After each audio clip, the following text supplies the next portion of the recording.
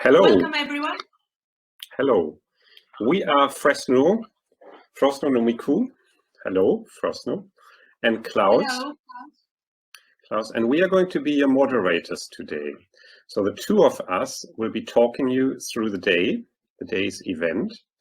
And we very briefly like to introduce ourselves for those of you we haven't met yet. Frozo. Right. So my name is Frozo Nomiku. I am the secretary of the board of the Greek National Committee of ICOM.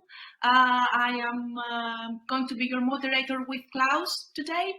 And I just want to say a very big thank you to all of you who joined us this Saturday to this meeting. We're very excited to be hosting it online. Yes, I'm Klaus Storbermann. I'm the Secretary General of ICOM Germany. So I am Frozo's counterpart, German counterpart. And if things would have gone very differently from as I go at the moment, we would be in Greece now. Where would we be in Greece, Frozo? We would be at the Acropolis Museum. This was the initial thought that this conference was going to be hosted here in Athens. Sadly, the pandemic is upon us, so the technology will have to do for this time. Yes, but we have promised to meet again in real in the future. We want to give you a few very brief. Yes, it will happen. We want to give you a few instructions for today's event. One is regarding time. All times you see on the program are in Central European time. That means if you're in Greece, it's 1 hour ahead. If you're in London, it's 1 hour behind. So that's just for the times. We also have a program structure where we try to enable as much participation from you as possible. So we're going to have 4 keynotes. Those are invited speakers to set the scene. Then in response to the call for papers we issued earlier this year, we have 6 or 7 presentations. One has been cancelled. You will see this on the program, unfortunately, due to poor health. But you can also ask questions in the chat, and Frozo and myself will pass those to the speakers. That's going to be 2 or 3 questions after each keynote and after each 2 talks. We will try to keep to the schedule as much as possible, so you appreciate that we might not be able to cover all of your questions, but we will do our best. And in any case, you can always contact the speakers through us later on. And then without further ado, I'd like to hand over to the 3 chairs. Those are the chairs of the national committees who co-organize this conference.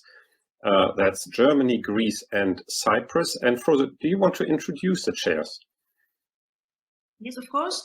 First, we will hear from Despopilidis, who is the chair of the National Committee of ICOM Cyprus, followed by Beate Reifenscheid from the chair of ICOM Germany, and later on we will hear from Teti Hadji-Nikolaou, which is the chair of ICOM Greece. Mrs. Pilidis, over to you. Good morning, everyone.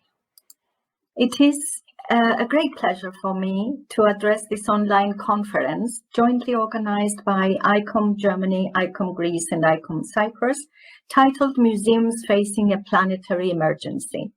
Such a discussion is indeed timely.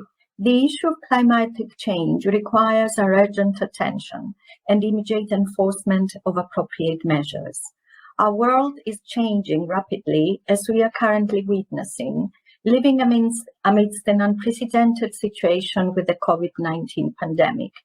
Along with the effects on our lives in general, museums and museum collections around the world are also affected. It is therefore imperative that we set up strategies to protect the cultural heritage of humanity so that it can be passed on intact to future generations. Climate change, the loss of biodiversity, shifts in migratory patterns and habitats, increased health risks from pollutants, social unrest, among many other factors, have far-reaching repercussions that go beyond the dramatic effects of extreme weather phenomena. We need to examine first how to protect the physical existence of museums and their collections, and what new requirements may be necessary in view of environmental changes. Weather patterns and temperature fluctuations affect the long-term preservation of the world's cultural treasures, which are a source of inspiration in our daily lives. The delicate and fragile nature of museum collections are susceptible to such conditions. Often they are housed in museums, which are themselves monuments or located within archaeological sites that also need to be further protected, both from environmental risks as well as necessary interventions that need to be taken to protect their contents and settings. Thus, risk assessment is a first necessary step for each museum to define the nature of possible threats in each case and enable the development of strategic plans to be applied. ICOM and the supervising authorities of museums can certainly play a decisive role in sensitizing museums about the need to put such plans in effect. I am certain that the presentations and discussion to follow will lead the way forward and show how new methodologies can mitigate risks. On another level, museums as mediators of social change can also have a role in raising public awareness on the risks that museums and society are facing. With focused exhibitions, conferences, and other events, they can start a dialogue that can be mutually beneficial in the long term. With regard to the museums in Cyprus, the COVID-19 pandemic precipitated alternative ways, actions and activities so as to reach the public at times of restrictions, and has shown that the public responds positively since culture seems to have healing qualities in situations of stress. Virtual visits of museums, storytelling around particular collections or objects on particular days, connected to thematic celebrations or occasions, online lectures and workshops have sustained the interest to the public, even though long periods of closure have had their impact on museums, particularly privately funded museums. The contribution of digital technologies has proven valuable in these difficult times, indicating and stressing the need for further applications. Three-dimensional object or site representations trigger the public's interest. They can be used in educational programs, and they can add to people's knowledge and strengthen commitment towards saving and preserving cultural heritage in general. While digitization is in itself the most important tool in safeguarding museums' collections. Technological applications are likely to provide innovative ways of approaching the issue of accessibility to museum collections and will have to be put into wider use, especially at times such as the current situation. In conclusion, I would like to welcome all the participants and to thank them in advance for their contributions. The proceedings will, I'm sure, provide ideas for the future and will undoubtedly prove beneficial for the management of museums and museum collections in these difficult times. Thank you for your attention.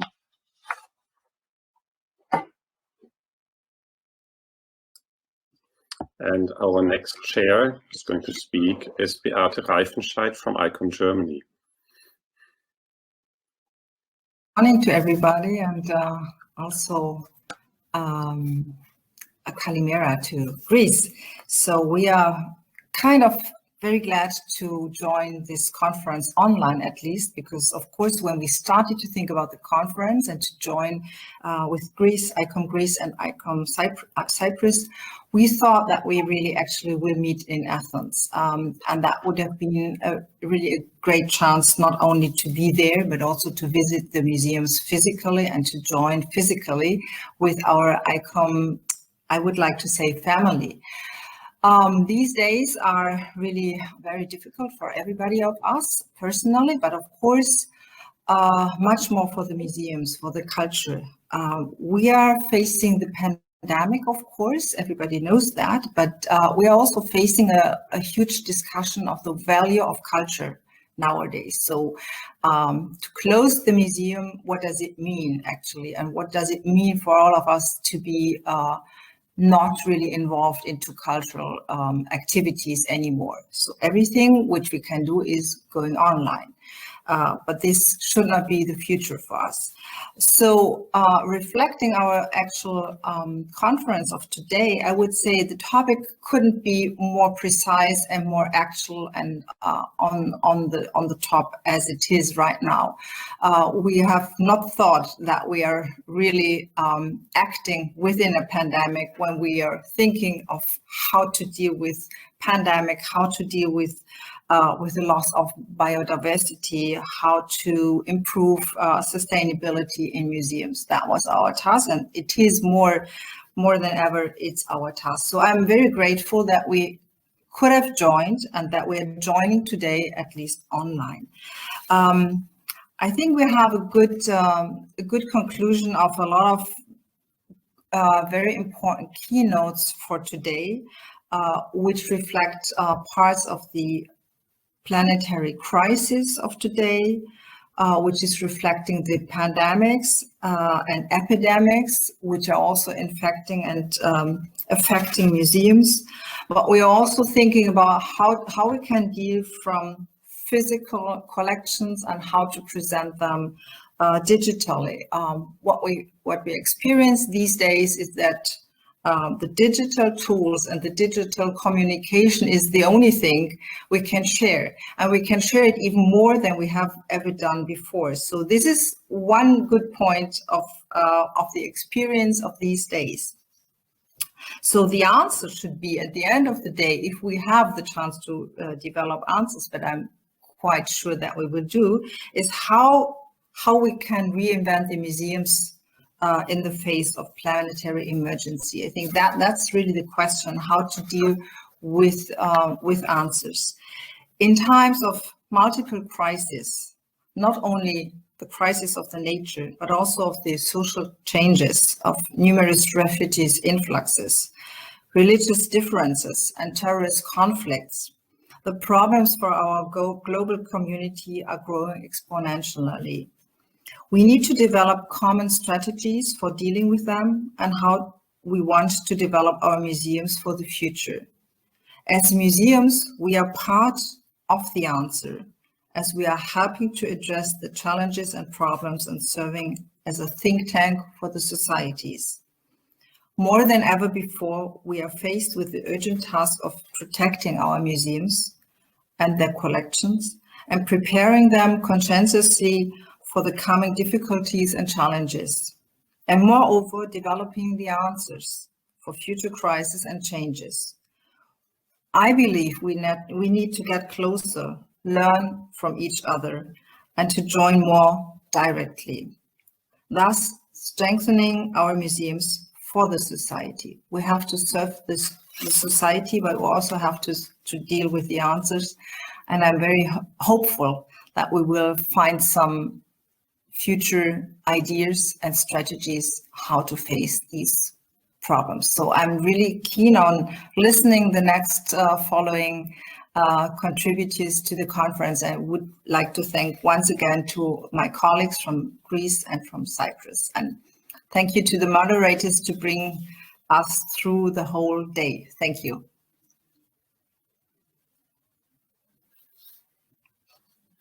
Thank you, Beate.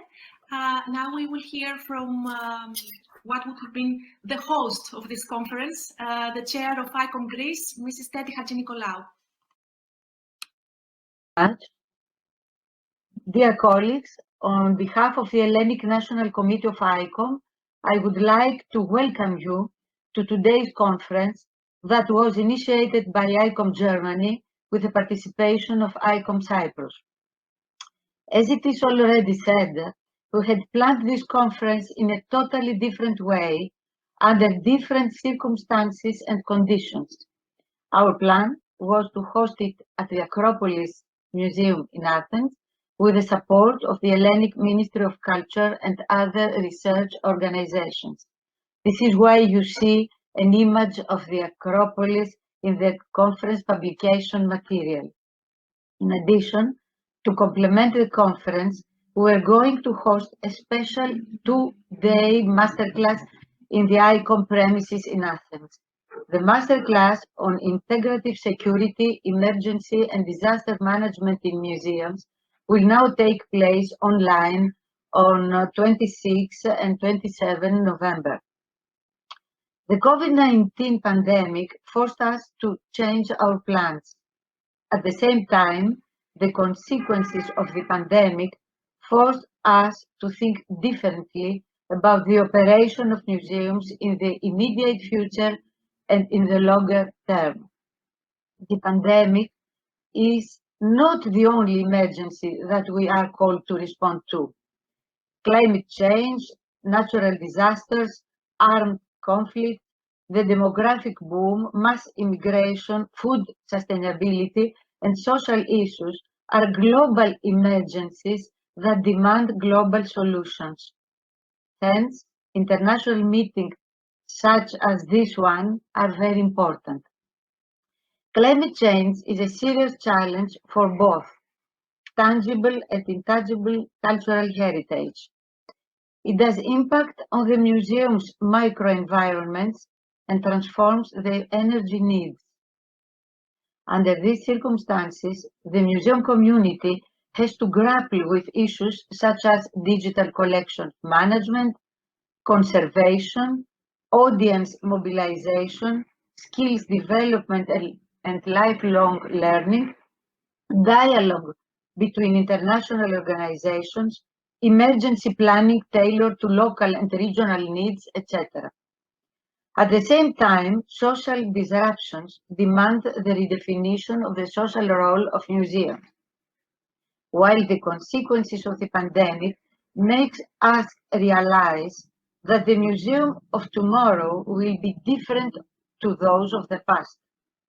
The digital turn is rapidly materializing. However, the quest for balance between reality and digital reality is ongoing.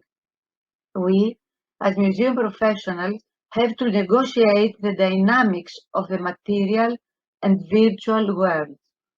It is obvious that the aforementioned issues necessitate interdisciplinary partnerships for the strengthening of environmental sustainability, as well as the protection of human rights. We started planning and preparing this conference over 2 years ago with a great enthusiasm about this collaborative venture. We have a long-standing and fruitful cooperation with our German colleagues in the context of many international committees. With our Cypriot siblings, we share deep cultural heritage bonds. The pandemic may have deprived us from seeing our colleagues in person this time, but will not stop us from working together in the future. Thanks to the digital technology, today we have the opportunity to operate as an ICOM community. I would like to cordially thank ICOM Germany Chair Dr. Beate Reifenscheidt for the initiative to organize this conference, ICOM Cyprus Chair Dr. Despopilides for her cooperation, Mr. Klaus Staubermann, Mrs. Beate von Törne, and all ICOM Germany board members for the organizing, and of course, all speakers for their participation. Last but not least, I would like to extend my gratitude to the Gulandris Museum of Natural History, an award-winning cooperation organization with high environmental credentials, for its assistance in today's event. I wish the conference every success, and I do hope that next time we will meet in person. Thank you very much. Thank you. Very well said, Titi. Next time we will meet in person, and that's not just a wish, that's a promise. We will meet. Let me, before we introduce the next speaker, add two pieces of information. One is that there's going to be a 1 hour break today, roughly between 12:20 and 1:20. That's partially for you to relax, refresh yourself, but also to give our young professionals the opportunity to present their own work. Our young professionals have been very active over the past few months, and they like to contribute to this conference, and they're going to use the 1 hour break for their own contribution. To kick this off as an impulse, they have created a space where you can see a project slam. So if you scroll down on our broadcast, just a little below, and where you see break, there's going to be a link, and the link gets you to the various project slam contribution and gives you a little more background about the information. If you consider yourself a young professional, and I'm sure many of you will do, then feel free to join the young professionals meeting. The second piece of information is, especially for those of you who have attended previous ICOM Germany conferences, there's always an excursion or a couple of excursions at the end. Usually we do about 3 excursions. We can't do this time. Physically, we would have had excursions around Athens, in Greece, but we said, let's take this as an opportunity and let's have 3 excursions in Cyprus, Greece, and Germany. So again, if you scroll down on this broadcast page, you're going to see 3 videos which we have produced to give you a flavor of museums of the different countries that contribute to our conference. And you might want to watch them in your own time a little later on and enjoy at the end of the conference. Thank you so much. And it's such a pleasure to be here today. And all the talk about Greece is making me feel incredibly frustrated that I'm stuck at home in my office as I am every single day of the week. So first of all, thank you for the invitation. It's a real pleasure to be talking to you about something that I really care about. I'm going to start my presentation now and run through. I'm going to talk for about 15 minutes and then there'll be time for questions. So, as I said, it's a real pleasure to be here talking about something that I'm really passionate about, even if it's pretty early on a Saturday morning here in the UK. So as far as I said, I'm Brad Irwin, and I'm part of the senior leadership team at the Natural History Museum, but with a real responsibility for international partnerships. But today I'm here to talk to you specifically about how the museum has reframed itself in the context of a planetary crisis. So I want to start with a little bit of background and context. The museum in London first opened its doors in 1881, and it was very much framed as a cathedral to nature, a place to house collections, a place to do research, and a place to inspire audiences about the awe and wonder of the natural world. And since then, some things have changed. It's become a pretty iconic place, both nationally and internationally. Its collection has grown manyfold to hold around about 80 million items from all over the world.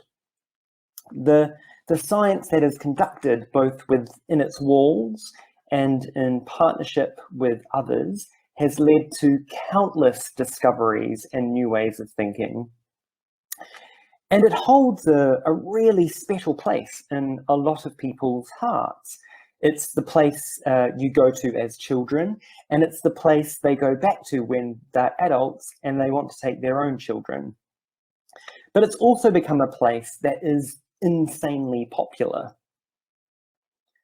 So last year, we reached approximately 21 million people, and that's through our on-site, online, national and international programs. And here are a couple of interesting statistics for you. It's the most visited science attraction in the UK and the most visited natural history museum in Europe. It has a huge family audience of around 2.7 million visitors. And overall, that visitorship to the building is massively international. So about 70% of its audiences are coming from outside the UK. But whilst those changes are pretty significant, by and large, that original framing, a place to house and care for collections, a place to do research, and a place to inspire audiences about the awe and wonder of the natural world hasn't really changed. But guess what? The world absolutely has. So this will be no news to you, but we are now living in a critical time of biodiversity loss, habitat destruction, climate breakdown, and disease outbreak. Humans have become the most dominant species on the planet, disrupting the balance of Earth's natural systems on which we and all other species depend. The crisis we face is global in scale and requires immediate collective response. And if we are to contain these threats, we need the knowledge and understanding that emerges from scientific discovery. But while the knowledge is necessary, it just isn't enough. It isn't sufficient. We also need to ensure that it reaches decision makers and informs and engages large public audiences so they demand and support change. So they demand and support change and adapt their own behaviour. Now, we know that extraordinary change requires extraordinary engagement and action. However, the public can feel overwhelmed by negative messages on climate and the environment and really often feel quite powerless to be a part of that solution. I think this really limits the impact of scientific knowledge and ideas that could be the drive for change. But this is where natural history museums and other trusted institutions must be bolder and louder to talk about the planet. And guess what? Our audiences absolutely demand it. So from our internal research, we know that audiences trust us, but they want greater relevance and innovation. And this next one's key. Younger generations absolutely expect it from us, and they want us to have a broader role in society and that we must tackle those big global issues. But we also know from our research that our visitors leave our museum appreciating the things they've seen, appreciating the natural world, but just not empowered to act for it. So we took this all in, and in the beginning of 2020, we declared a planetary emergency and revealed a new vision and strategy to 2031. This new strategy marks an important shift in emphasis from a museum which reports on the world to one that actively participates in shaping solutions to global challenges.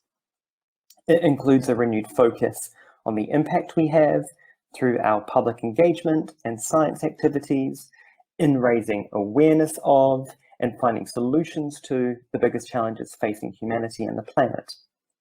We want to do more than just be an observer and commentator on the natural world. We have to be more proactive and inspire action.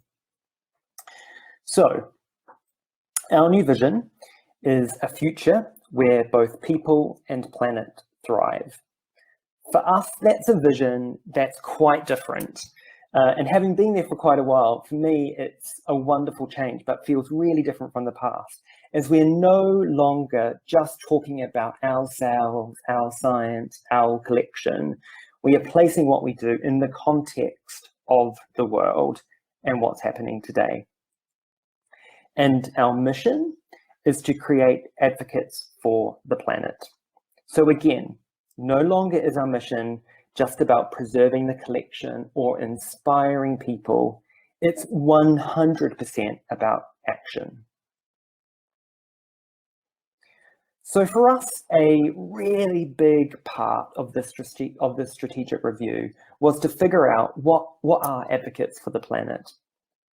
So for us, an advocate for the planet is somebody who speaks up on behalf of nature and ultimately will take action to prevent it or protect it. And in order for us to really weave this into everything we do, we've used sort of psychological and sociological insights to create what we call an advocate engagement model that will direct all of our public programming.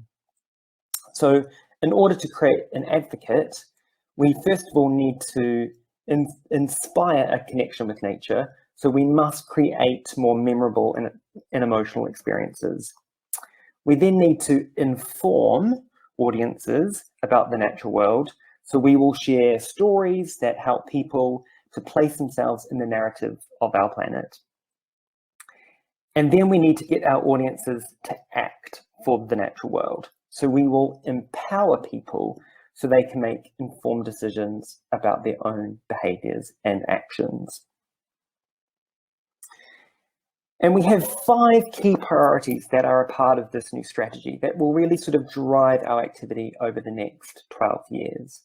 The first is we want to engage and involve the widest possible audiences. So we want to reach out nationally and globally, on-site and online, to create those advocates. The second priority is we absolutely need to redevelop our gardens and galleries.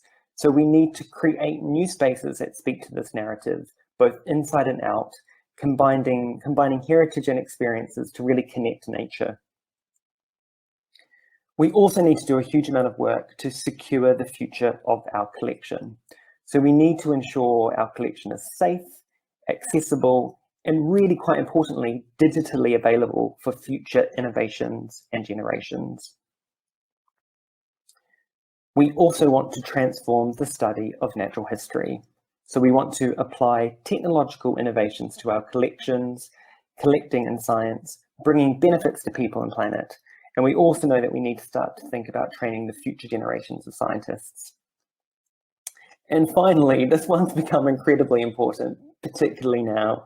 We need to create a resilient and sustainable organisation. So we definitely need to invest in our people, our technology, and our state, but we also need to strive towards financial and also environmental sustainability. We need to walk the talk. So the big question, though, is how do all these words of thinking sort of turn itself into reality? Because it's really easy to write something down, but much harder to follow it through.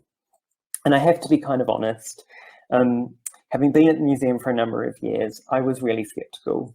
I've kind of seen, words before that sounded really exciting, but very little change within the institution itself. But I'm really pleased to say we've made some huge strides forward. The first area we've made the biggest change was through our digital platforms. So we think of our website in 2 ways. It plays a key role in helping visitors to understand what's on, to get to the building, etc. But it's also very much a news hub for our science. So if you go to our Discover Hub, you'll see a daily news article. You'll see daily news articles that unlock and share our scientific research. And you'll also find a huge section dedicated to the Anthropocene, with loads of articles that explain the issues, how our science is becoming more solutions focused, as well as ideas for the public to take action in their daily lives. And for us, digital was the easy place to start. It was the place that we could see that change immediately. The next thing, and the next big thing, is often biodiversity for us is something that people feel is found in the rainforest or African savannas, and urban biodiversity in the UK is particularly unrecognised and undervalued. With more and more people living in towns and cities, this means we risk an even greater disconnect with the nature on our doorstep.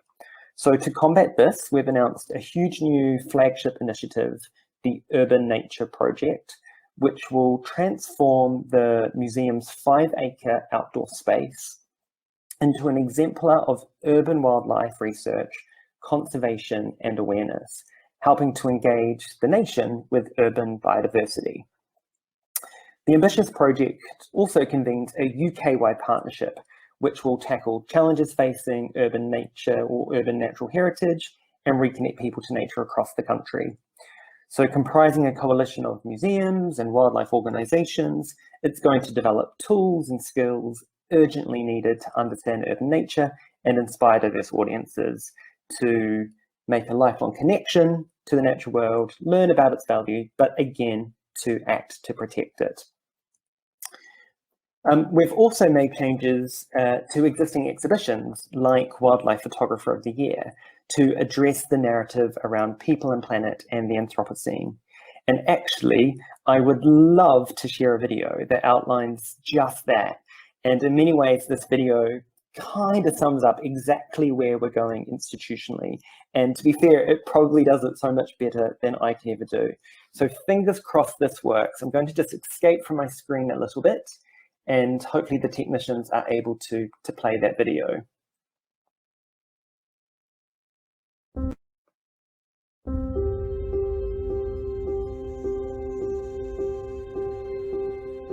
We are living in the age of humans. Never before has the relationship between people and planet been so poignant, so important. Humanity is destroying its own life support system as the natural world faces unprecedented declines. And the link between these issues and photography has never been stronger. Photography allows nature's problems to be documented, discussed, and crucially acted upon. It's hard for people to care about what they can't see, but photographers from across the world are highlighting these issues within our ecosystems. The Natural History Museum has over 300 scientists working to document and study changes to our planet. As a scientist, I'm fascinated by the vast biodiversity that our ecosystems hold. The often overlooked world of shrimp is hard to access, but recent innovations in technology are giving us a glimpse. Time-lapse cameras with windscreen wipers have been developed to remove algal growth, giving us long-term observations of our coral reefs. Like some other wildcats, ocelots are solitary and nocturnal. In recent times, scientists have been using camera traps to study the movement and numbers of these animals in the environment. The information provided helps support the protection of these species and maintenance. These animals are under increasing pressure from threats of human activities such as hunting and farming.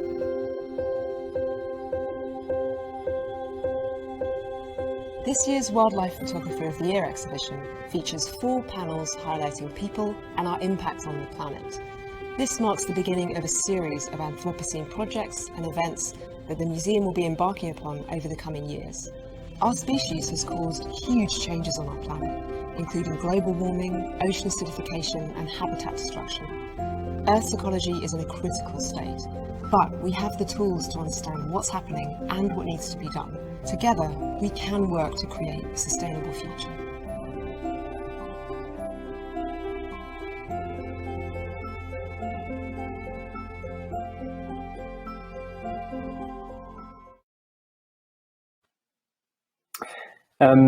Thanks to the technicians who managed to do that. That video really sums it up for me and is a really beautiful way that we take existing assets but turn them to make sure that they're addressing that overarching strategic narrative. So apart from what you might see in the museum, we're also broadening out our partnership work. So this year we have created a new network called the Global Alliance for People and Planet, which is a bunch of science and culture organizations who do really similar stuff around the planetary crisis, but who really talk to one another or work together in a collaborative or mission-led way.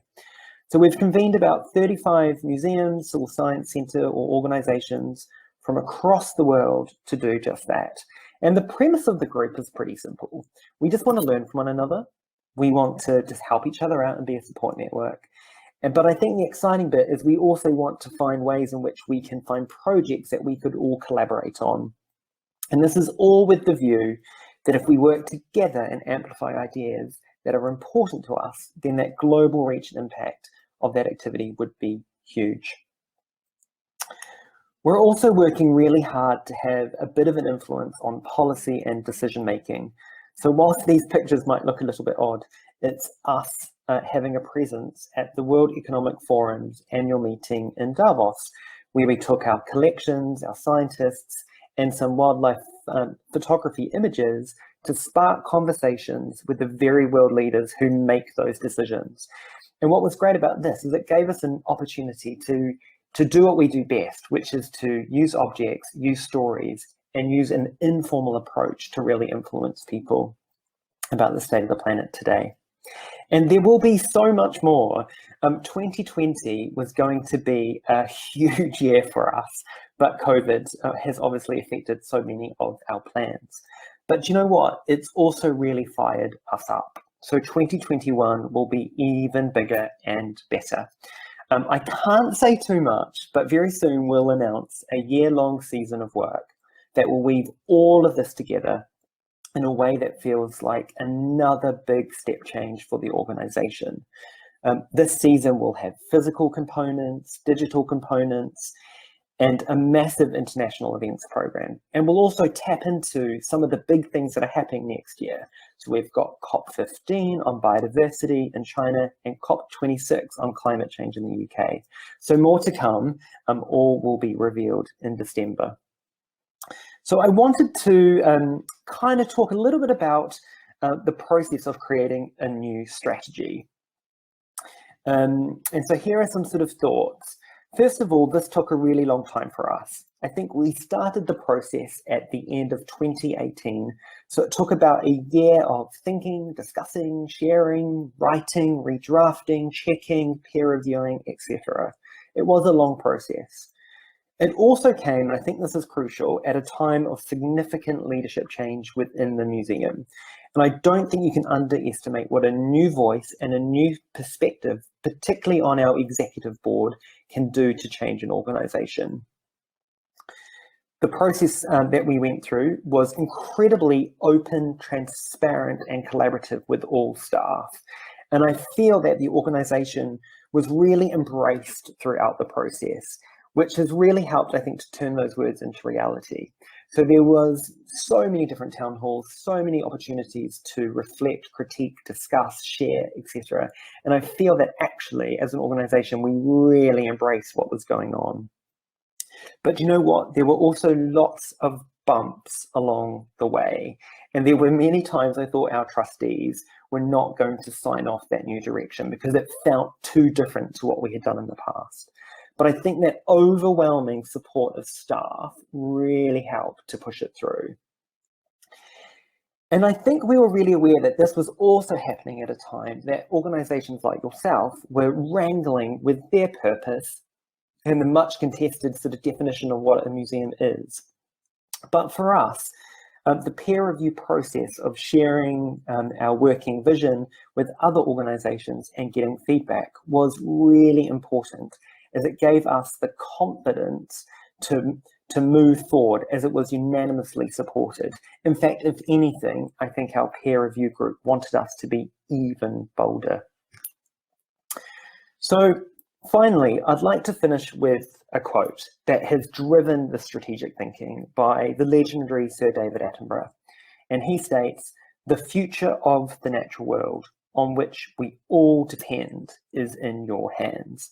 I think it's a powerful reminder that it will require everyone to work together to create a sustainable future for both the planet and human civilization.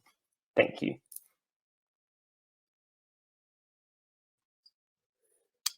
Thank you, Brett. That was truly inspiring and really, really good. Thank you. And I'm pleased to say that in response to your keynote, questions seem to flood in. And as it is always is the case, we can't take all, so we have to pick 3. And you have a choice here, Brett. Do you want them all in one, or do you want to have them one after the other? Let's go one after the other. I don't know if my brain can cope with that on a Saturday morning. Okay, so let's start with the latest, and that's Barbara writing in, and she's asking, thank you for the insights into your strategy. How do you as an institution reflect on your own climate carbon footprint? What tools can one use to analyze a museum's energy and resource accounts? ? Barbara, an amazing question, and something we have absolutely talked about quite a lot throughout this whole entire process. So we've created a whole new internal sustainability framework to think about how we use energy, how we fly around the world, etc., to make sure that we're really living the values that we're putting out there. And I think, you know, historically, we're an institution that has toured exhibitions a lot, that has traveled a lot, both for scientific research and for partnership building. But this new sustainability framework will make us think about that really, really differently. So some of the big things that we are changing is we are looking at all of our supply chains. So making sure that where we source food from cafes, where we source products from our shop come from a really sustainable supply chain. We're looking at things like heating and energy use within the building. And we're also thinking about new travel policies to really reduce that. But I think it's fundamental. You can't go out there with a new strategy and then not live those values institutionally. Thank you. So, Brad, the next question is really following up from this question that you just answered, and it's like putting the museum into the wider picture. It comes from Alina Gromova. She says, thank you so much for this highly inspiring presentation. You spoke about the need to create strategies to look for solutions to deal with the climate crisis. Now, could you elaborate on the question how museums are part of the global structure which contributed to those crises in the first place? Ooh, tricky one. So this might not answer your question, but hopefully we'll get there. So you know, the Natural History Museum is in a really privileged position in so much that we have a ton of scientists who use our collection to research the natural world. So we've got a huge amount of scientists doing research on the world, about the world. And so much of that research is now being used in global studies like the IPBES report, etc. So we've kind of got this fundamental underpinning within us that gives us, I think, a huge amount of credibility to launch off from. But how do museums create the crisis itself is a tricky one. I think this might sound a little controversial, but I think museums have been pretty complacent for a really long time. We, particularly natural history museums, are just waking up to this type of thinking, and I think it's a shame. We've always just been so used to presenting objects or creating conversations about objects, but we've kind of forgotten that bigger global picture. And so I think, if anything, it's been a complacency that's been slightly problematic. I hope that answers your question. It was quite a tricky one. No, I think it certainly gives food for thought, and not just the Natural History Museum, but any museum, and we as museum professionals, where do we stand in all this, you know, in this wider picture? So yeah, well, look, the whole world around museology has really shifted over a really long period of time, and in many ways, you know, museums started off as just places full of stuff. And there were places that you could come to look at things. Maybe you learned something, maybe you didn't, but they were very didactic. And then obviously we've had that big shift, which is much more around engagement, learning, inclusion, discussion, debate, etc., and a much more two-way conversation. And that big paradigm shift has been important for us, I think, as a collective, to be more connected to society, to be more relevant, to be more interesting. But I think there's another paradigm shift coming, that we have to absolutely engage with these big critical issues. But I think it also has to feel authentic to you institutionally. And so I think for us at the museum, it absolutely does, because we have the science, we have the collections, we're building from a base where it's all underpinned by authenticity, science, etc. So yeah, I think it's a big paradigm shift is coming for us. We have, as I said, quite a few more questions, but because of timekeeping, I'd like to keep it to one for now, and that's Michael John Gorman writing in. Michael John Gorman you will meet later today because he's chairing our panel, and he's asking, how do you think museums can foster behavior change in our visitors?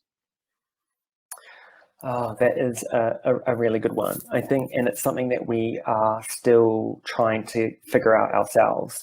So I think, you know, the key here is we really need to tap into sort of the behavioral change scientists who really understand that sort of move from not just, you know, inspiring people, but getting them to act. And I hope that that model that I shared briefly is kind of a step in that right direction. So that model is trying to get us to think about, you know, how do you build up with a visitor so that they can act. So for us, it's about inspiring, informing, and then getting them to act. But I think the great thing is it's a topic that more and more institutions are really trying to grapple with. And I know later on today, you have Molly from UN Live, who I think is really making some really amazing strides in this area. I definitely think it's the thing we really need to focus on and share that learning as soon as possible, because it really is about getting people to change their behaviors. And I don't think we've quite cracked it yet.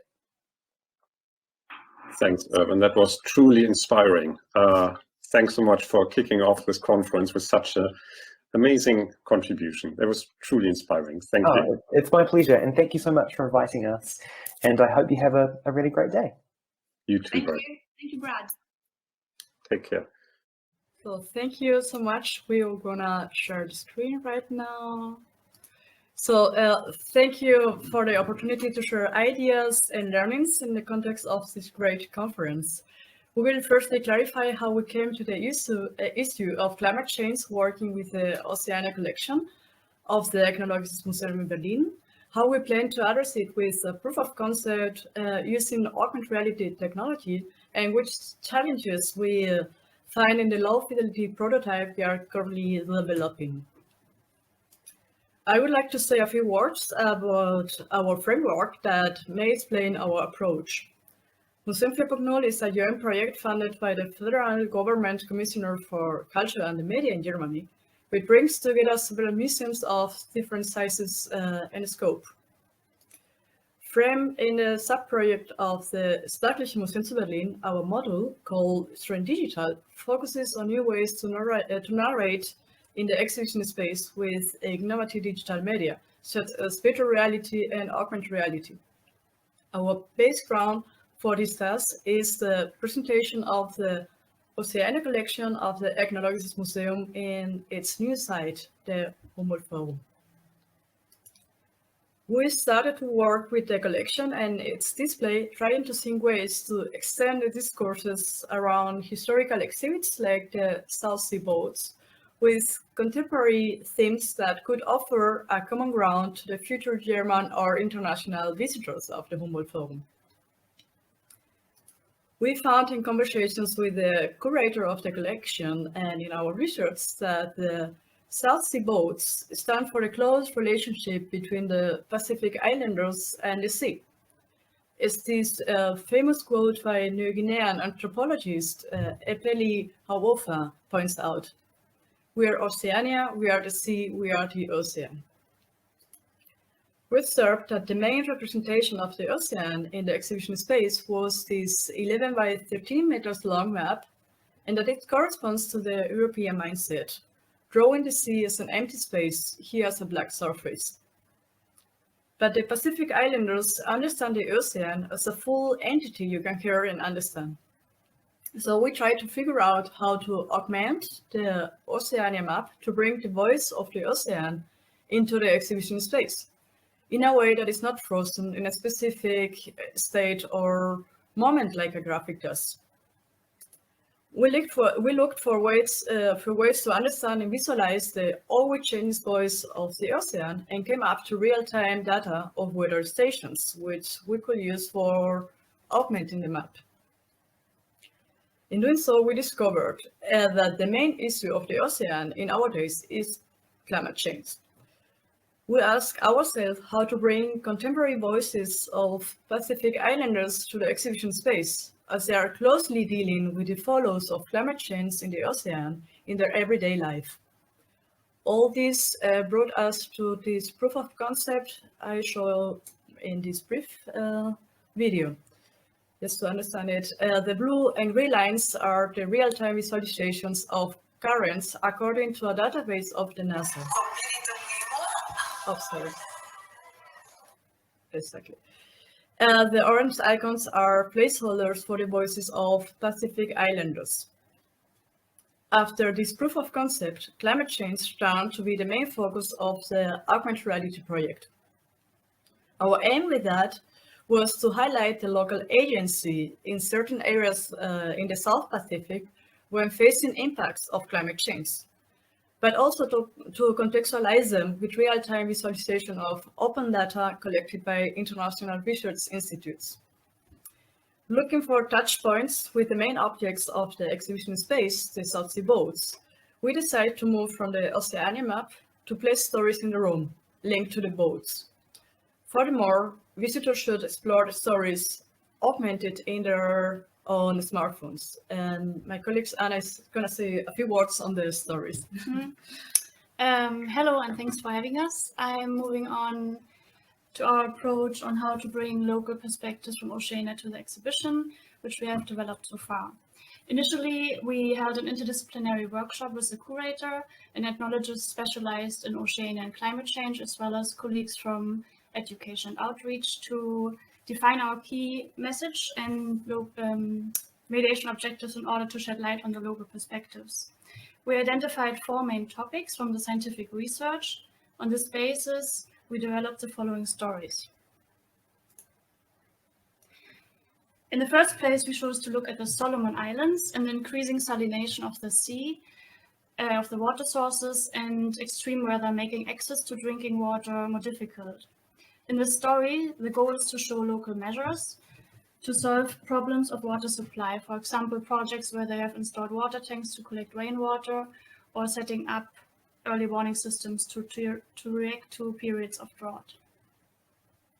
In our second focus topic, we were intrigued by seeing the traditional boats being used as key contemporary symbols of Pacific identity in the fight against climate change. For example, during a canoe blockade of Australia's largest coal port to protest for a more effective climate policy. With our third subject, we address the acidification of the sea as a consequence of climate change. This has a direct impact on the reefs as a resource for the Pacific Islanders. Here we took the Samoa boat in the exhibition as a starting point and enriched it with a wide range of voices, including local politicians, representatives of the tourist industry, and fishermen. All of their voices advocate for the protection of the marine areas, proving how integral healthy reefs are to the well-being of local communities. And in our fourth case, we focus on the Runedome, which most of you will recognize as the nuclear bomb test site of the US in the late 1940s and 50s. Today it is a radioactive waste dump and has become a symbol in climate change activism and artistic engagement, for example, in poems and films. Here we look, amongst others, at local artists addressing the danger of the cracking concrete structure while the sea level is rising and the radioactivity is still leaking. To summarize, as you have now seen, we aim at including various voices and perspectives, ranging from artists, participants in innovative climate projects, teachers, scientists, climate activists, indigenous community leaders, and politicians from Oceania. Thank you, and I will now hand over to Cristina. Okay, thank you, Anna. Exactly. So the development of the augmented reality project continues reframed in a cooperation between the Russian Cultural Heritage Foundation and the University of Applied Science of Berlin, with their research group INCA and with us. And we chose to start with this use case of the Marshall Islands. And working on it, we had to confront the challenge of visualizing the drastic follows of a sea level rise of less than 1 centimeter per year, or 1 centimeter per year around. In a 3D model of the Runedome, we wanted to augment in the exhibition space in a kind of hand-able scale for visitors of around 1 by 1 meter. So just to give visitors a kind of easy access to a very complex issue. Our idea to solve this was to visualize in augmented reality the interdependency between sea level rise and radioactivity with an algorithm based in our thoughts that we linked to the real-time data of the sea level rise. We decided to go in this direction because there is no public access of to real-time data for the Marshall Islands radioactivity. This is kind of what we see in this early prototype of the augmented 3D model of the Runedome. Exactly. Currently, we are working in our next challenge to connect the visualization of the scientific data of the Ronitom with voices of the Marshallese people, and to frame them with background information and narrative that future visitors of the Ethnologisches Museum at the Humboldt can understand as local agencies towards global issues with local and global impact. This is kind of what we see in this video right now, thinking how to display the voices of these, for instance, these activists are activists, giving some context I did here at the very end. Just looking at the time to come to the end, we want to say that with this augmented reality project, we aim to extend the narratives around the historical South Sea boats, but also to point out the global emergency of climate change by understanding the consequences and agency in other parts of the world. So, thank you very much. Thank you. Maybe I can start sharing.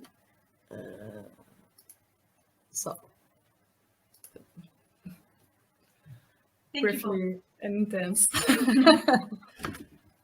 Thank you both. We now move on to the next talk of this part of today's. We're going to hear from a geologist, geologist and geophysical engineer, if I may say so, Dr. Zomenia Zomeni, who is a senior geological officer at the Cyprus Geological Survey, where she leads the engineering, geology and geohazards marine geology section there. And she's going to talk to us about climate change in antiquity, as well as climate change in modern times, and how museums actually tell this story. Zomenia, over to you. I hope you can hear me. Can you hear me? Yes. Excellent. My name is Zomenia Zomeni. I'm a geological engineer with the Cyprus Geological Survey. I will talk to you more about geology than museums.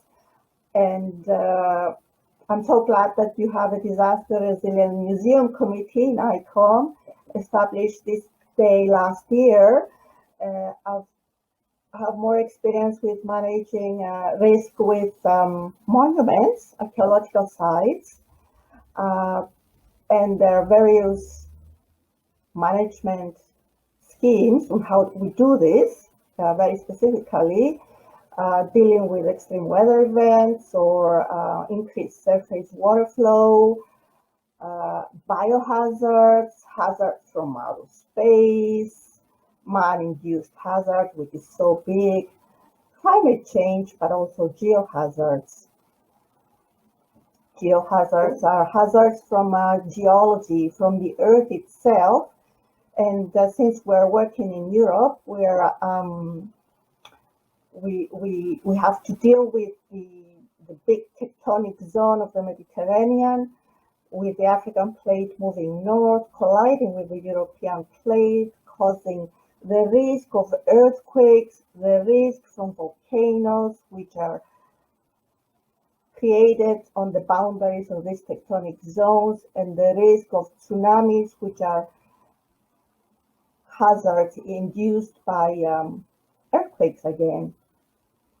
Now, in Cyprus specifically, whole cities and cultures and polities have been destroyed by earthquakes, and both sites and museums record these. This is a picture from the Episcopi Museum, the Archaeological Museum in Episcopi, where a couple is hiding from the destruction of the 365 AD earthquake in Kourion, which is offshore Limassol.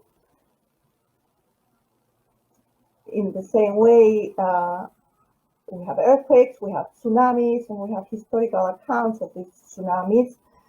Ocerius Panis and Marquisius Strippa in 1294 wrote about a destructive wave that hit Paphos, southwest Cyprus, in 1222 AD, and describes so well how we see tsunami hitting the coast today. It says at Cyprus, the sea was lifted up by the shock and rushed inland. The sea places open up in huge masses of water, big as mountains, and surged inland, raising buildings to the ground and filling villages with fish. Paphos, they say, suffered the most. The harbor dried up, and when the town was submerged by the sea, the town and its castle were completely ruined and its inhabitants wiped out. I will show you this castle in a minute. But as geologists, we like to look at the historical archives, but we also want to see the geological evidence in the field. And we see geological evidence of tsunami hitting the coast of Cyprus on all these locations, from the west of the Akamas National Park to Limassol. The castle of Limassol is here, the museum of Limassol is right there, and this red line is the maximum tsunami elevation that may hit every 30 years. Tsunami land, tsunami Disneyland, one can say, of tsunami blocks here in Cape Greco and in Chourmouziadi coast. Now, when we want to identify the risks of monuments, and museums in Cyprus are monuments also, we look at geological properties derived from the properties of the rock and the soil itself, by aeolian processes, by meteorological processes, by biological, human processes, fluvial processes, tectonic processes, very active in the Mediterranean, mass movement like landslides, very common in Italy, Greece, and Cyprus, marine processes, which is very key for sea level rise, and all these I'm showing you in red square is directly related or influenced by climate change. All these risks are made worse, the risk is higher with climate change.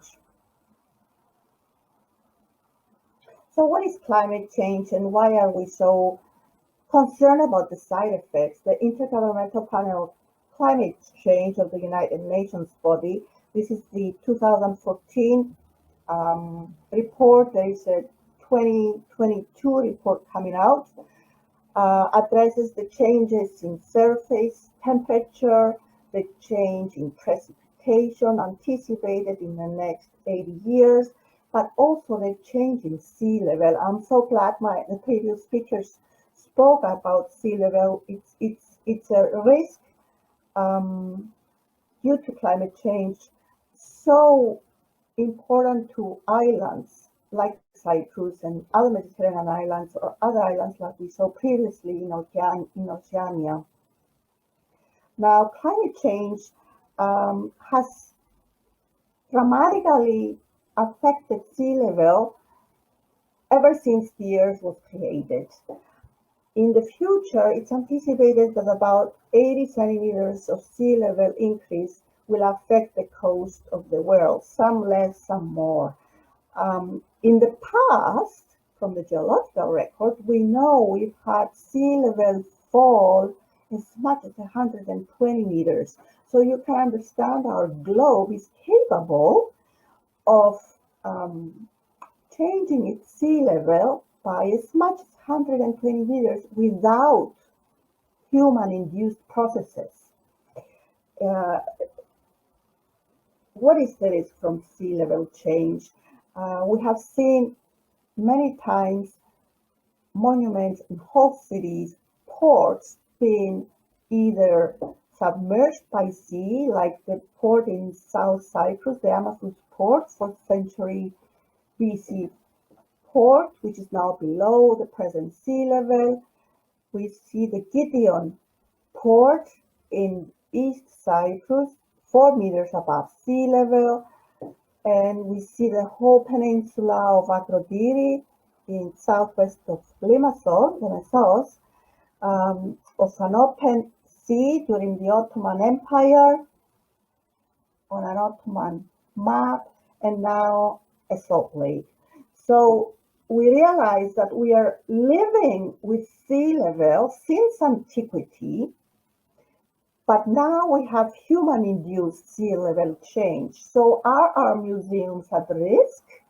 This is the site of the port I just showed you in Enchiridion, what is now Larnaca, which is located right behind Larnaca Museum, and it's now at 4 meters above sea level. The lucky Larnaca Port and Museum has been uplifted by tectonic forces, so any sea level rise will not affect this museum. It will definitely affect the Larnaca castle, which is located south of this coastline.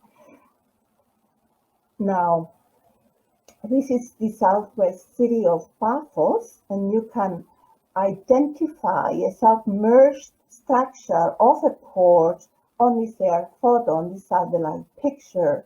This is the castle of Paphos, located in the water, literally, and will definitely be affected by sea level rise.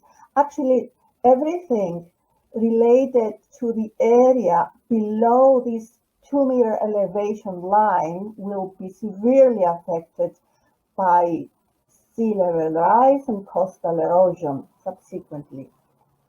Now, we talk about climate change, and as geologists or people who live in islands like to talk about sea level rise because we're very affected by this. But what is the risk of the actual change in climate? But really, climate is what you expect, like somebody said, but weather is what we really get in reality, and extreme weather events is what we really are concerned about.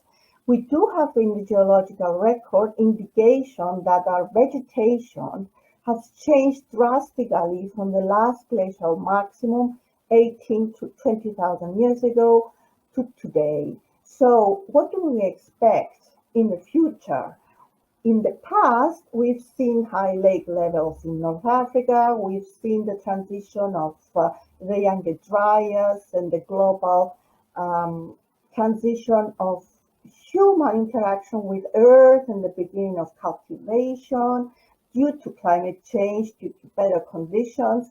But we've also seen events that have drastically affected history, like the Mid-Holocene event 4,200 years ago, the Dark Ages, the drought that destroyed ancient Ugarit, the arid conditions in Southeast Mediterranean, the very recently we can see from modern history the medieval warm period and the Little Ice Age. What is the medieval warm period? It's a period about 1,000 years ago that affected Europe.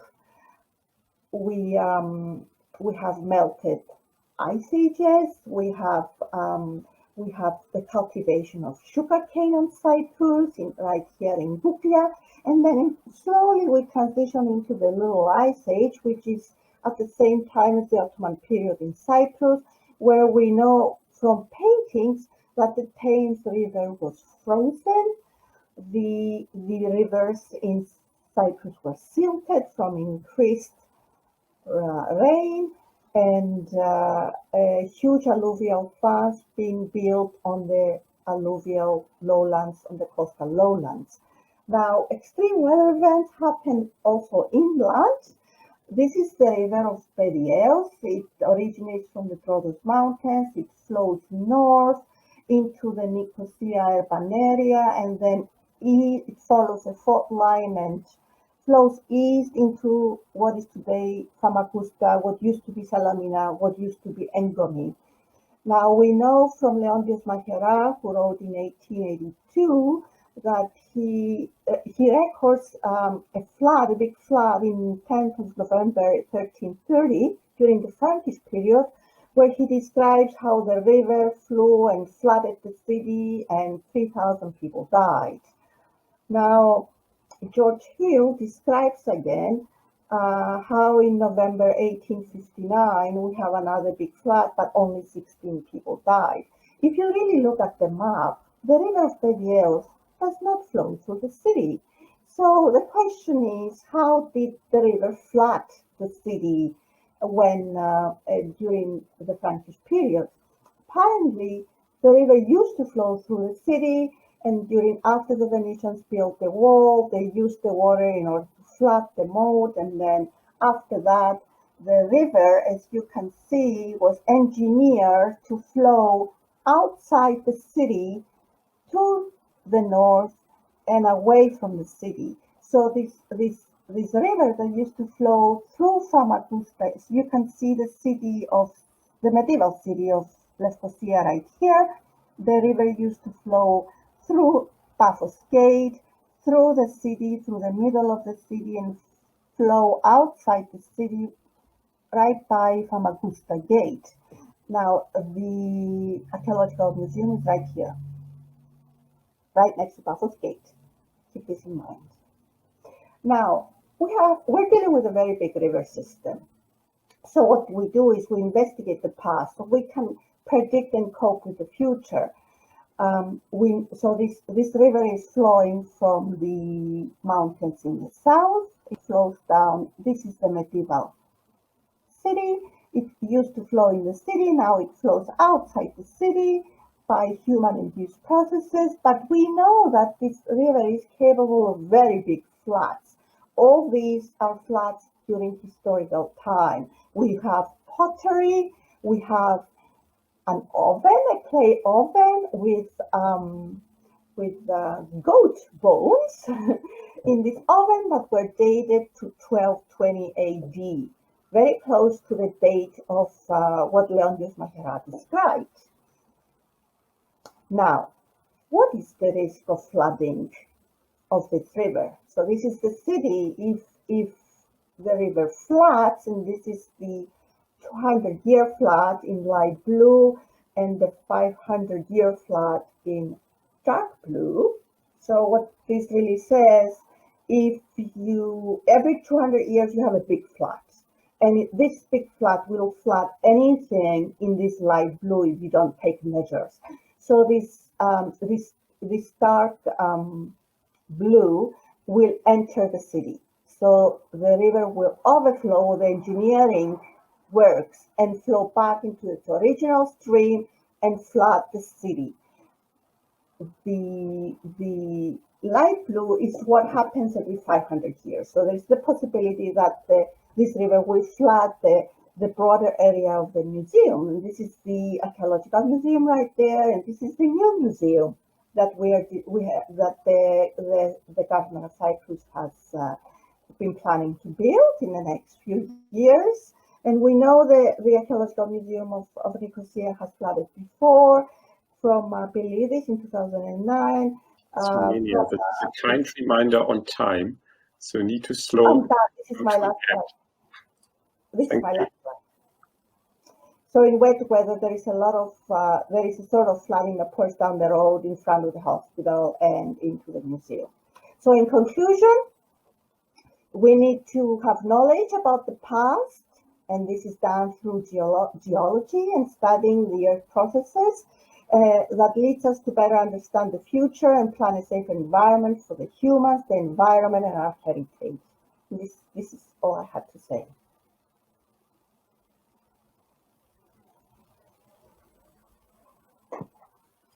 Thank you. That was absolutely fascinating. Such a deep insight into the past. Truly enjoyed. I'm a historian by training, so I know what it means to dig into the past and come up with new discoveries.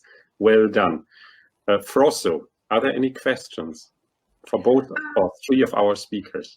Well, there was a question about Cristina and Anna, where people can find more about the projects that you talked about. And I think they are happy to share a link, or perhaps a link is shared already on the chat, as well as people can contact you directly, right?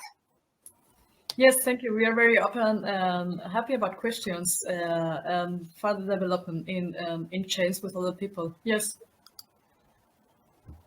So will you be able to share our contact in the chat? Yes, we can do that. Okay, good. Yes. Thank you. Yeah, good morning. Thank you very much, Klaus, for the really kind introduction, and thank you so much for the invitation to this important ICOM conference. I would like to talk today about epidemics and pandemics in Central Europe during the last 15 centuries. And let me start in the 6th century, when a horrifying period of bad weather started. We call it the late antiquity Little Ice Age. At the beginning, 3 volcanic eruptions in 536, 541, and 547 caused a change of the global climate. It was cold and humid over more than a century, and this bad weather was connected with crop failures, the abandonment of arable farming in Central Europe in wide areas, with famines, with epidemics and migration. New woodland grew, so that most of Central Europe then was covered with woodland in this period, and there was a very intensive soil formation. So, and in this very bad weather period, in the years 542-43, the Justinian plague came into Europe, and there were waves of the plague going through Europe till the 8th century. And a few years ago, 2 scientists, Michaela Harbeck and Lisa Seifert, identified Yersinia pestis, a bacterium, as the cause of this Justinian plague at a site near Munich. There was a high loss of human life during the plague, and the extreme weather conditions and malnutrition may have favored the spread of the bubonic plague in these years, but this is still under discussion. So the consequences of together the climate change and the bubonic plague were a decline and also an emergence of cultures and religions worldwide. And I think it's extremely important to demonstrate such multi, inter, and transdisciplinary topics in national and international networks of museums, and not only the pandemic itself. Let me move to the 14th century. There was a sequence of disasters, and the first one was the so-called Dante anomaly, again with cold and humid weather, with crop failures, with famine, and a population mass extinction in Central Europe, for example, in the year 1315. And Dante Alighieri mentions this extreme weather in northern Italy in the Divine Comedy, in the Inferno Canto number 6, in a very impressive way. The Dante anomaly was followed by the Magdalene flood in July 1342, which eroded the soil in Central Europe, and a third of the total soil erosion of the past occurred in this 1 week. And really a lot of villages lost a lot of land, some more than half of their garden and farmland for centuries. So the result was an intensive abandonment. This flood was followed by the spread of the bubonic plague in Europe around 1350, where millions of people Europe-wide lost their life. When we summarize this 14th century events, we can see at the beginning we have had a high population density and a high food demand, with an unbalanced diet, malnutrition, cereal-dominated food. The extreme weather came, the flood came, the bubonic plague, and after 1351 there was a widespread abandonment of the agricultural land use and an enormous expansion of the woodland. And in these new woodlands, the people were keeping pigs and cattle, and that enabled a change in diet. Now there was a high meat consumption. So from the vegetarian period before, now a meat consumption period. And all that is strongly related. So it is very important to present all these interrelationships for a better understanding of the causes, of the consequences of pandemics. Let me move to the next event. It was a storm around Christmas in the year 1717 at the North Sea coast here in Germany, in Denmark, and in the Netherlands. And this storm destroyed a lot of dikes along the Frisian North Sea coast. It killed a lot of people, more than 10,000. And what is now very important, this storm and the flood left behind wet marshes for several years. And in the following years, 1718 and 19, it was in the summers warm and partly dry, and a disease was spreading, not the first time. In this marshlands, the intermittent fever in the region called as marsh fever, and it is malaria. And until the second half of the 19th century, the miasma in evaporations of the marsh soils is seen as the cause of the marsh fever. Plant residues fermenting in ditches and puddles under high temperatures are believed to have produced a harmful marsh vapor and thus the intermittent fever. So it is extremely important to make it understandable in museums why people earlier could not understand important events that changed their life and that had devastating consequences for them and for the whole society, including often the persecution of minorities. Let me come to the 19th century, to the late 19th century. First, there was a strong debate about the causes of cholera and the transmission of cholera. In 1849, John Snow and William Budd identified water organisms as the transmitter. Then Max von Pettenkofer in Munich said it is the contamination of soil with feces and it's transmitted via air. And Max von Pettenkofer was a strong personality, and a young scientist came up, and Robert Koch said it's the pollution of water that spreads cholera. And Koch has isolated the coma bacillus, as he calls it, the cholera pathogen, in Calcutta in India, and he identified it as the cause of cholera, and Koch is acclaimed for that. Max von Pettenkofer still mocks years later, referring to this, to his theory, saying that Koch's eager comma hunt is senseless and does not change anything.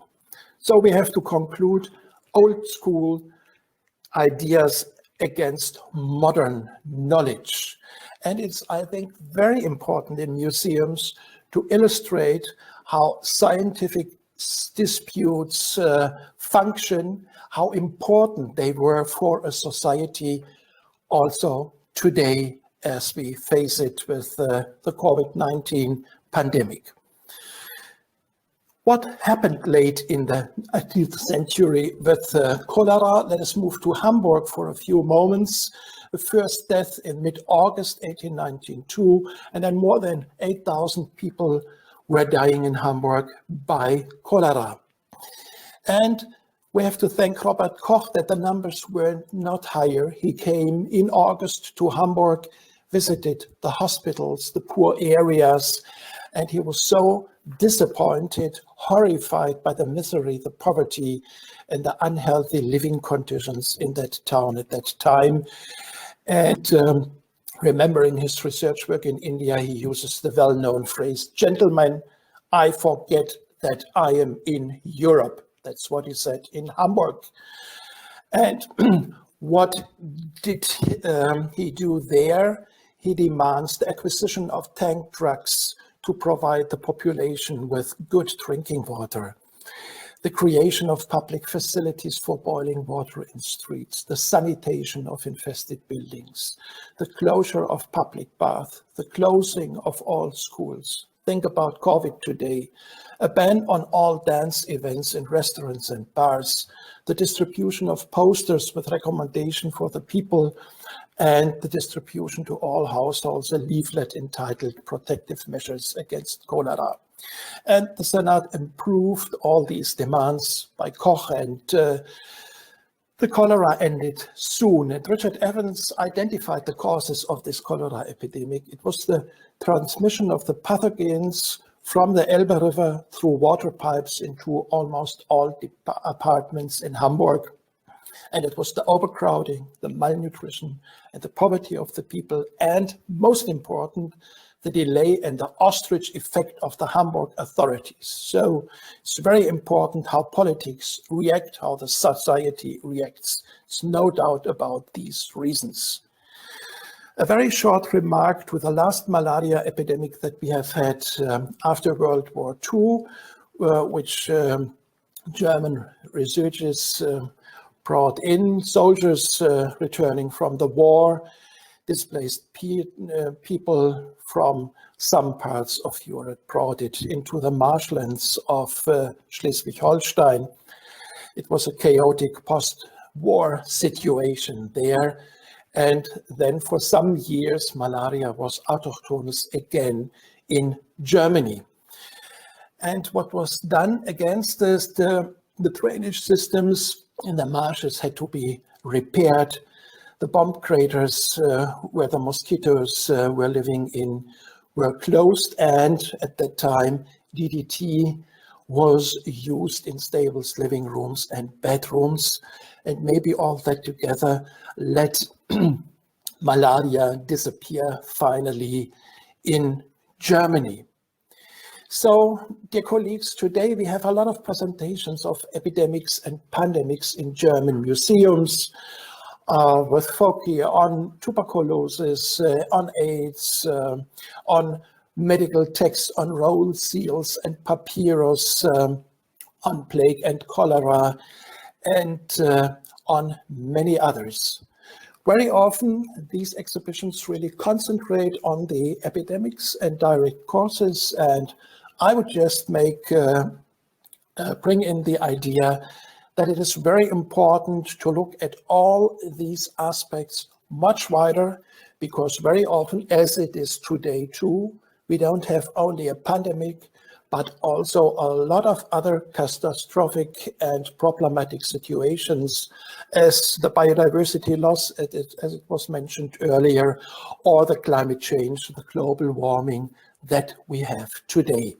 So many thanks. I would like to conclude with a few words by Max Frisch.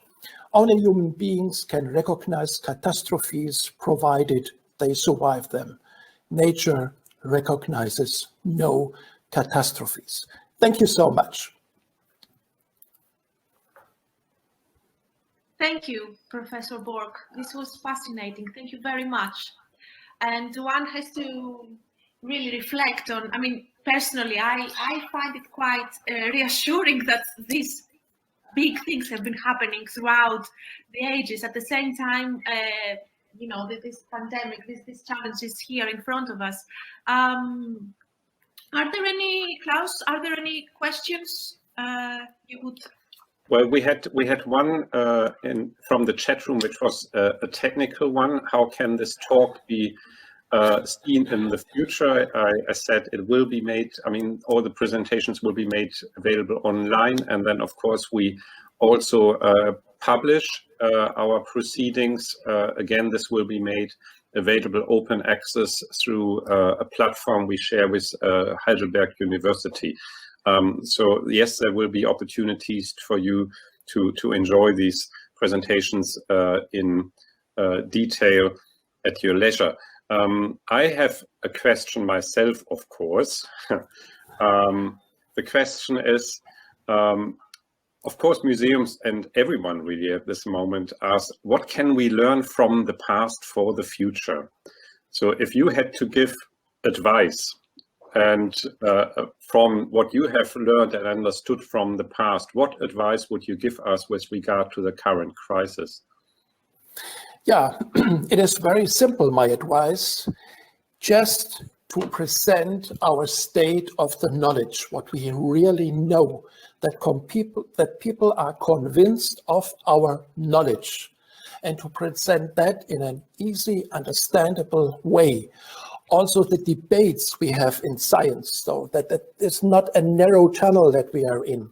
We have so many ways of thinking, of knowledge, of experiences, of experiments, of models, and some information is contradictory. And to deal with all that and to make clear that we are really standing on the soil and that we can manage today all these sequences of catastrophes, while in the past, because of a lack of knowledge and a lack of museums and exhibitions, this was not possible, and disasters in the society were the result.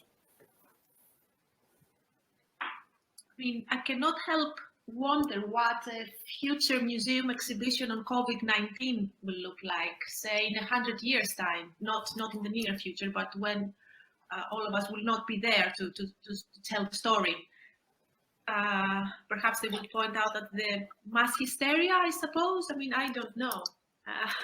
Yeah, just a very short remark. I think in 100 years, one would look back to our pandemic now and say they learned a lot during the pandemic, the politicians, the world community, we in Europe, in our countries, and they managed it finally very, very well, and they convinced an enormous majority of the people how we have to deal with these catastrophes, so that people are not nervous and getting crazy in these hard times. Yes. In some ways, yeah. I mean, again, it will vary from place to place, I suppose, which is always the case. But no, that was really good. Thank you so much. And thank you so much. Thank you very much for your introduction, and thank you very much for inviting me to this conference. I'm going to share the screen now so they can see my PowerPoint presentation. So, for my presentation today, as I'll say that from mass tourism to no tourism, I'd like to share with you some of my analysis, observation, and impressions on cultural tourism and tourism in general in Rome. I've done a lot of these observations in the years because of my PhD, but particularly with this lockdown. That's the first lockdown that started in March. And I got very interested in, particularly in the promotion policies of tourism in Rome, and also the importance of sharing cultural heritage with the local community of the city of Rome. But the two questions are, can the pandemic be an occasion to raise greater interest in places of culture, and can we, what can we do not to go back to what it was before? As probably everyone knows, more people travel today, and there are lots of people going around the world. The World Tourism Organization had predicted by 2030 almost double the numbers of people traveling. But obviously the lockdown has caused a big loss of revenues in the tourism industry. I'm particularly focusing now on the cultural tourism in Rome. Now, for cultural tourism, we actually interest of people that start in experiencing more of the cultural heritage when they go to a travel destination. And in 2018 and 2019, tourism in Rome has grown rapidly. What we can say is that people come to Rome, normally go and visit the Colosseum, the Vatican museums, the Pantheon, only a few of the sites that are available in Rome. People keep talking about over-tourism, even in the academic papers, but I would prefer to talk about unbalanced tourism. It really seems essentially that there are lots of places, lots of people in a place, and to the museums that I analyzed, I could see that there are even 300,000 visitors a year in some of the small and medium-sized museums of the city. So what happened is that we literally went from this too much And I swear the picture that you see on the right side is real, and it's a picture that was taken a regular day in April in the Vatican museums. Literally, we went to little, especially when all of the museums and lots of the religious sites reopened in the city of Rome. The study of Convention-Burg, Roma, and the Lazio region in September 2020 estimated that there was a minus 80% of the arrivals in the month of September. So there have been, throughout the years, lots of planning in promoting the different cultural activities in the city of Rome. And there was particularly one plan promoted by the Ministry for Cultural Heritage and Activities and Tourism of Italy, and a project actually supported sustainability, accessibility, and the access of digital technology. More things and more plans came for the tourist department and the councillors of the various municipalities of the city of Rome to know more of the museums considered minor sites in the city of Rome. The association called the Assoturismo is a trade union that represents the companies operating in tourism, actually brought to light, though, the difficulties of the city management system in general. But what is actually a positive response is that one that was given by the museums. And I can say that that happened particularly in the months of the first lockdown. The hashtag I stay home practically was advertised in lots of the institutions in Italy. There was a lot of web promotion and social media promotion. And the visitor really has become a central and vital to a museum as the collections. What I noticed from the research and analysis I made in this month is that some of the small, medium-sized museums during the lockdown did the best in using their digital tools, obviously through the use of the social networks, and they brought to light the growing interest of locals in the museums, having a lot of interaction with the public. Obviously, the numbers of the followers increased in these months, and the statistic on some state museums in Rome during the lockdown actually brought to light high percentage of use of social media like Facebook and Instagram. And there is also a report from the University of Milan, Politecnico, that show the growing trend of museums followers, especially in particular in the month of May. What I was very curious about after the lockdown ended would be the response of the public. Lots of the post-lockdown activities, cultural activities throughout the city of Rome had a good response, especially because they were conducted with all security and the social distance that is required by the COVID-19 situation. The new scenarios for the future could be probably one of them, the proximity tourism. So that one of the type of tourism that involves traveling very close to their own home. They keep asking if it's a need or a trend. Well, the future will tell us, but I believe that in this special circumstances is definitely a need. When the sites reopened, obviously many of the sites that were very crowded before were open again, like the Vatican museums. They had very good numbers, but particularly they brought to light that in July, the 37% of the visitors were young people. And also from the observations that they've done, particularly in the Basilica of St. Peter, I noticed that lots of the people that live in the neighborhood of the church were happy to go and enjoy the church without the crowd. There have been lots of events to promote tourism, especially the cultural associations that we have in Italy and particularly in Rome. They play an important role because they work as intermediaries in between the museum institutions and the public. Obviously, in this case, the public of the city of Rome. There is one of these cultural associations that was very happy to share with me some of the data they collected during the lockdown and when the lockdown ended. And they was very happy to say that actually lots of the people from Rome enjoyed and participated to their activities, particularly this association called Sinopie, which is defined as DMS, a destination management company, so an agency working in high quality tourism. And this cultural association promoted lots of these niche sites, so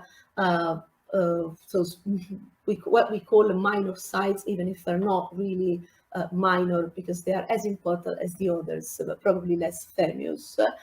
And obviously, they liked the fact that they could go and visit the places with less crowd than before.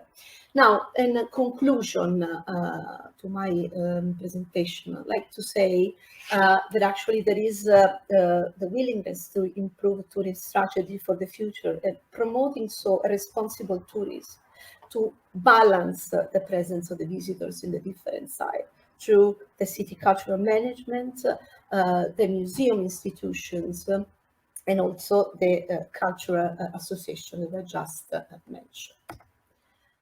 Thank you very much for your attention. This is the end of my presentation.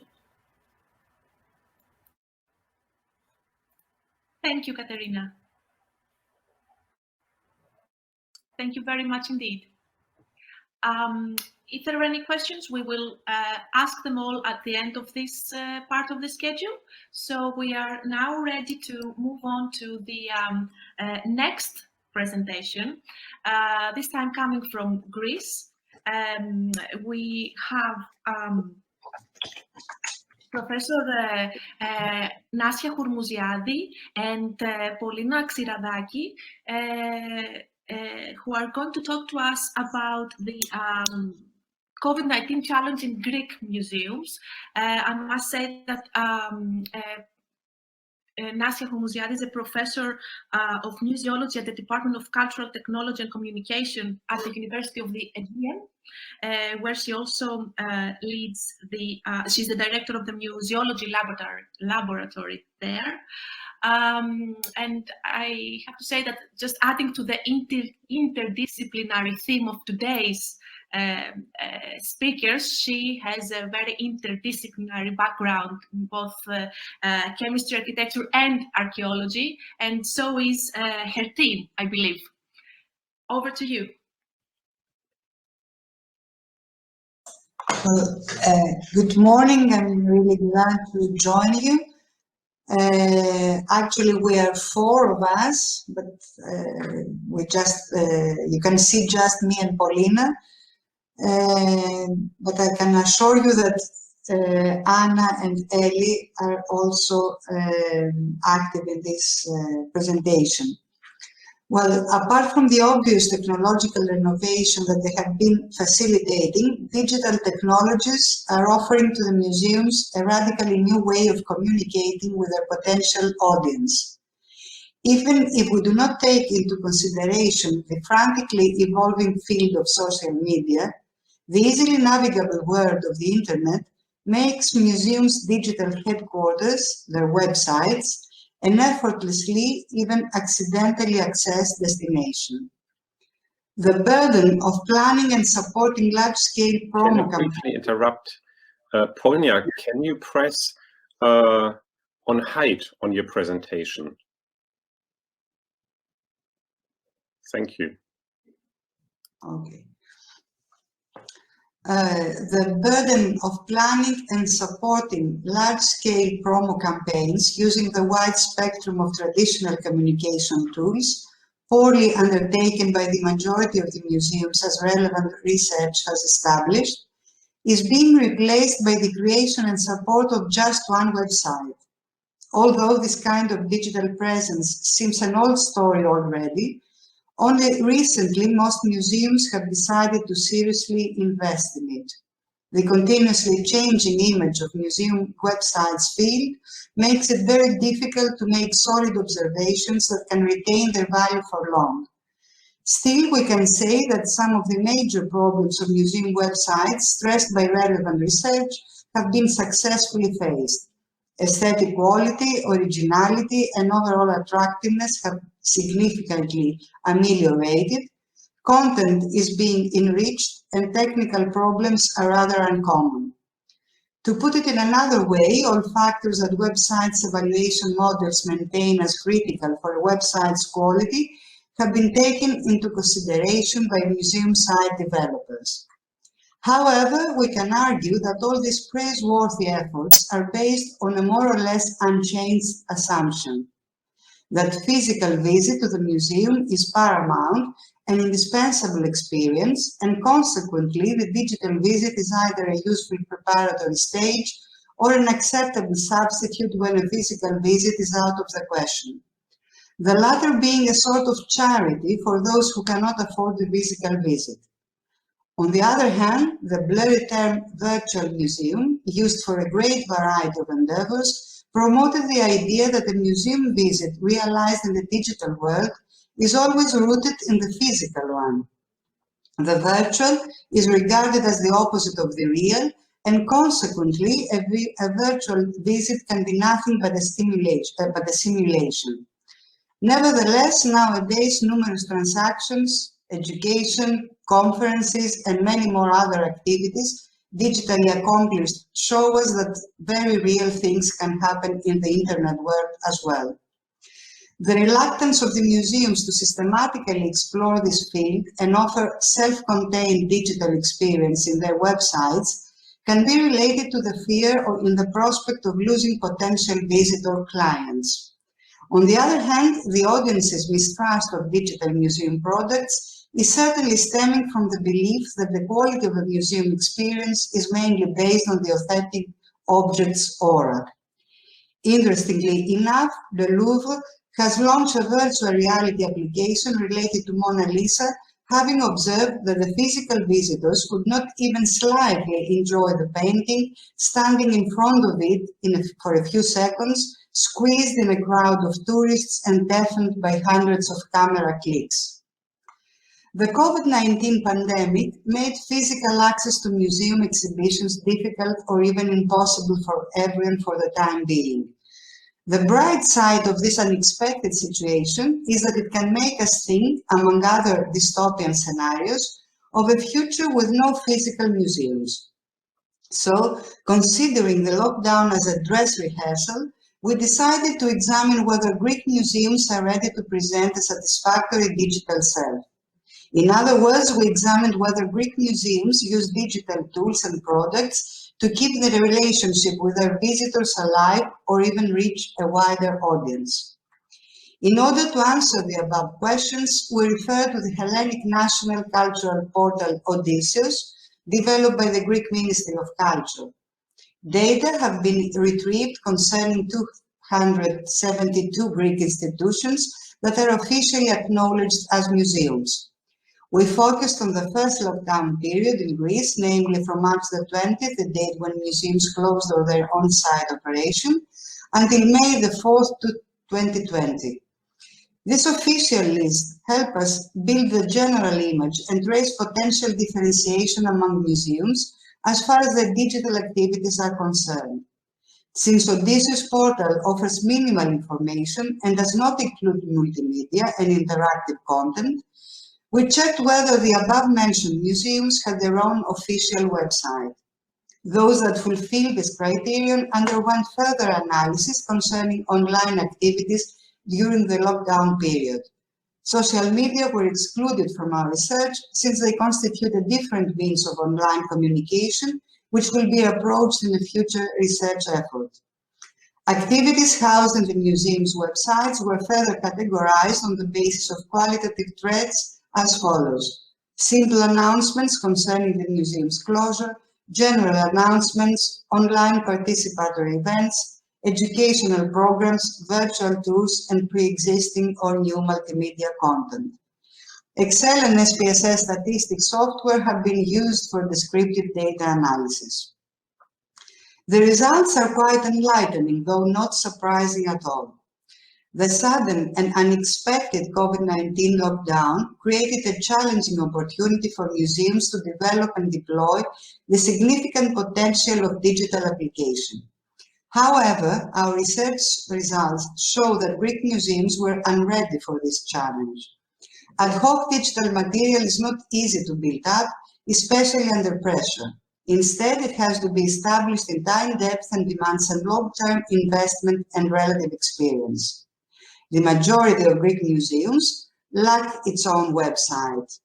Therefore, museums present only in Odysseus catalogue were shut down in every sense during the lockdown. However, the existence of a website, although necessary, is not a sufficient condition for the development of online activities. Indeed, only half of those possessing a website took action, mainly informing the public about the mandatory closure along with other general announcements, Easter wishes being the most popular theme. Our research showed that only a small group tried something more. 10 museums provided multimedia content, 6 educational programs, 5 archaeological museums offered a pre-existing virtual tour, and 1 museum invited its visitors to a live streaming tour. Needless to say that we have to do with well-known archaeological museums with large audiences, rather stable revenues and funding, permanent staff and external collaborators with expertise in digital media. Most digital content pre-existed when the COVID-19 closure occurred, and only a few museums, such as the Acropolis Museum, developed new multimedia content during the quarantine. Only 3 museums created online participatory events for their website visitors. For instance, the Thessaloniki Archaeological Museum organized 2 open online actions. Although appealing and original, those activities cannot be considered as an alternative to museum visits. They remind us of the music playing during a phone call waiting time. Their role is to keep the audience warm until the end of the lockdown. The fact that the same museum allowed open access to its digital publications during the pandemic restrictions shows that even if a museum is willing to exploit digital affordances, lack of systematic work in this direction leads to rather awkward actions. Our research results ascertain that museums' principal aim is to attract physical visitors.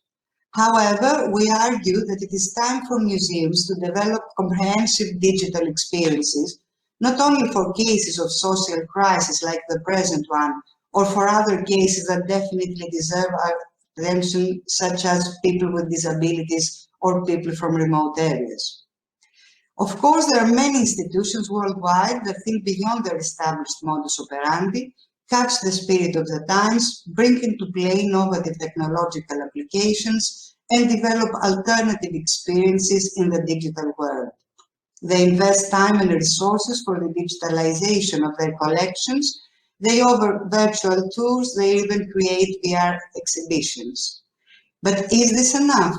Or the user will just change a routine scroll down in the Facebook with a scroll down in the British Museum? We do not have the time to refer to all the criticism those digital initiatives have provoked so far.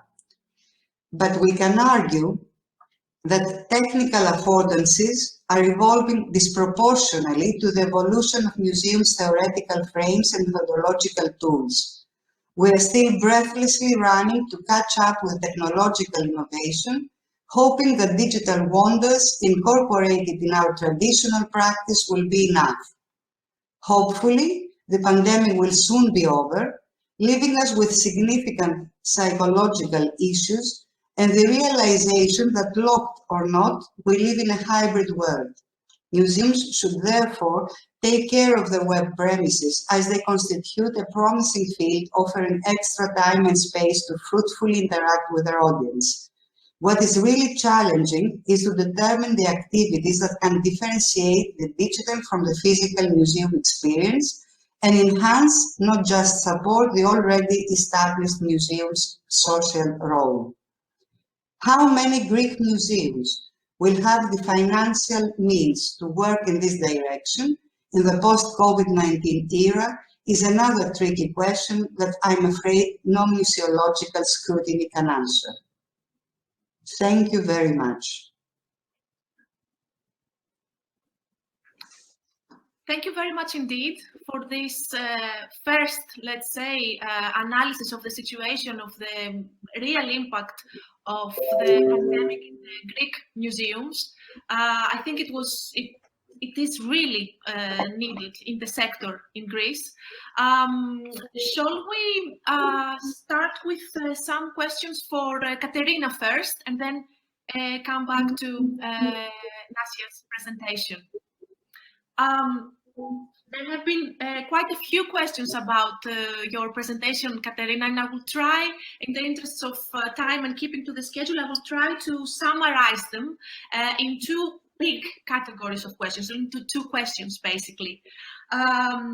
So some people are asking this, they are liking the idea that you to try and guide tourists to minor museums or smaller museums or not so well-known museums. However, isn't there going to be an issue with the bigger museums, in the sense that surely they do not want to lose income and visitors, right? How do you see the situation being managed by the city of Rome, this sort of competition between venues? And also, the other side of this is, what if visitors don't want to visit the smaller museums, and indeed foreign visitors who come to Rome for precisely big sites, the highlights?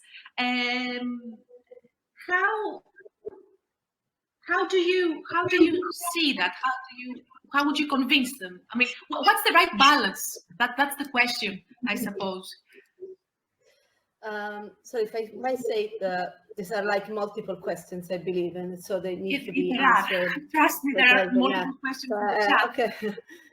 Okay, so it's well, the first thing you say, that's how you can deal with the fact that the bigger museums probably don't want the sort of competition with the smaller museums. Well, it is a fact that it's true that people want to visit the bigger museum, but the big problem is that once they were in there, especially in the past years, they were not happy of the experience most of the time, because they were seriously packed, the museums. But what I would say, it's that probably the good thing would be creating like a big networking with the other museums and a sort of a partnership with the others. Why not? I mean, there are museums that have obviously more income and more visitors, that probably they are more interesting, let's say. So, and I wouldn't say, referring to the second question, that we have to convince people to go in there, but probably try to present our cultural heritage in a different way. So I showed you the examples of the digitalization process of some museums. Unfortunately, not lots of them have done that, but that was very successful. So at least the locals, and now I can only refer to the locals because none of us have an idea of what is going to happen in the future, honestly. At least in what for the next months, this is how the situation will be. So personally, I would say that promoting our culture is, it's not really like saying you want to convince people to go to those museums, but those museums are as important as the others. Obviously, if you are a visitor coming from abroad, and you of course want to see the bigger sites, but you might have the option. So you might think that there are other things that can be as interesting as the others. So the response, at least of what we've seen so far, especially after the reopening, after the lockdown, was quite positive. So I would say, let's restart from this data that we have available.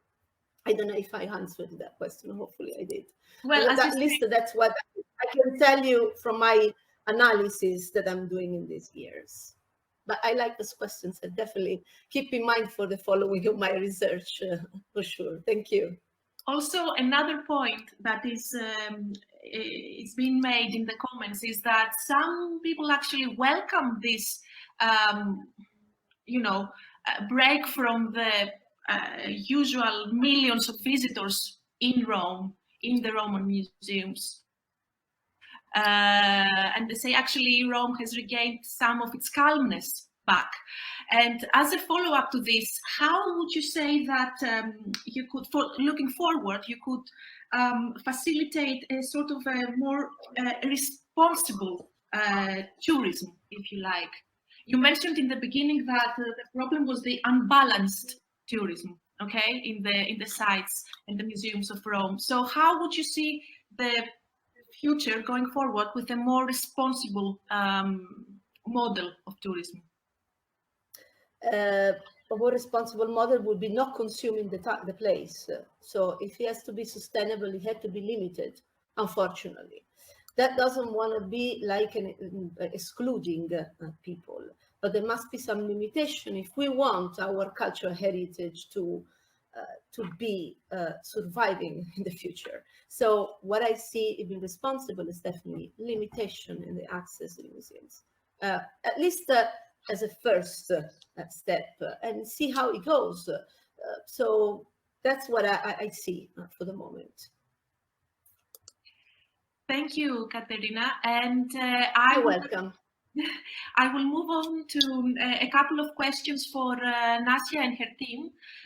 First of all, do you think that digital usage is measured? Can it be measured?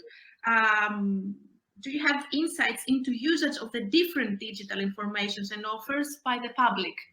So what are the benchmarks, I suppose, this is the question, what are the benchmarks for digital usage in your study? You are muted, Nasia. I was muted. Okay. Well, we cannot measure as external, let's say, auditors the use of all those tools offered, because that is for the museums to count and to measure and to evaluate. We can just evaluate what the museums offer and react perhaps as visitors as well.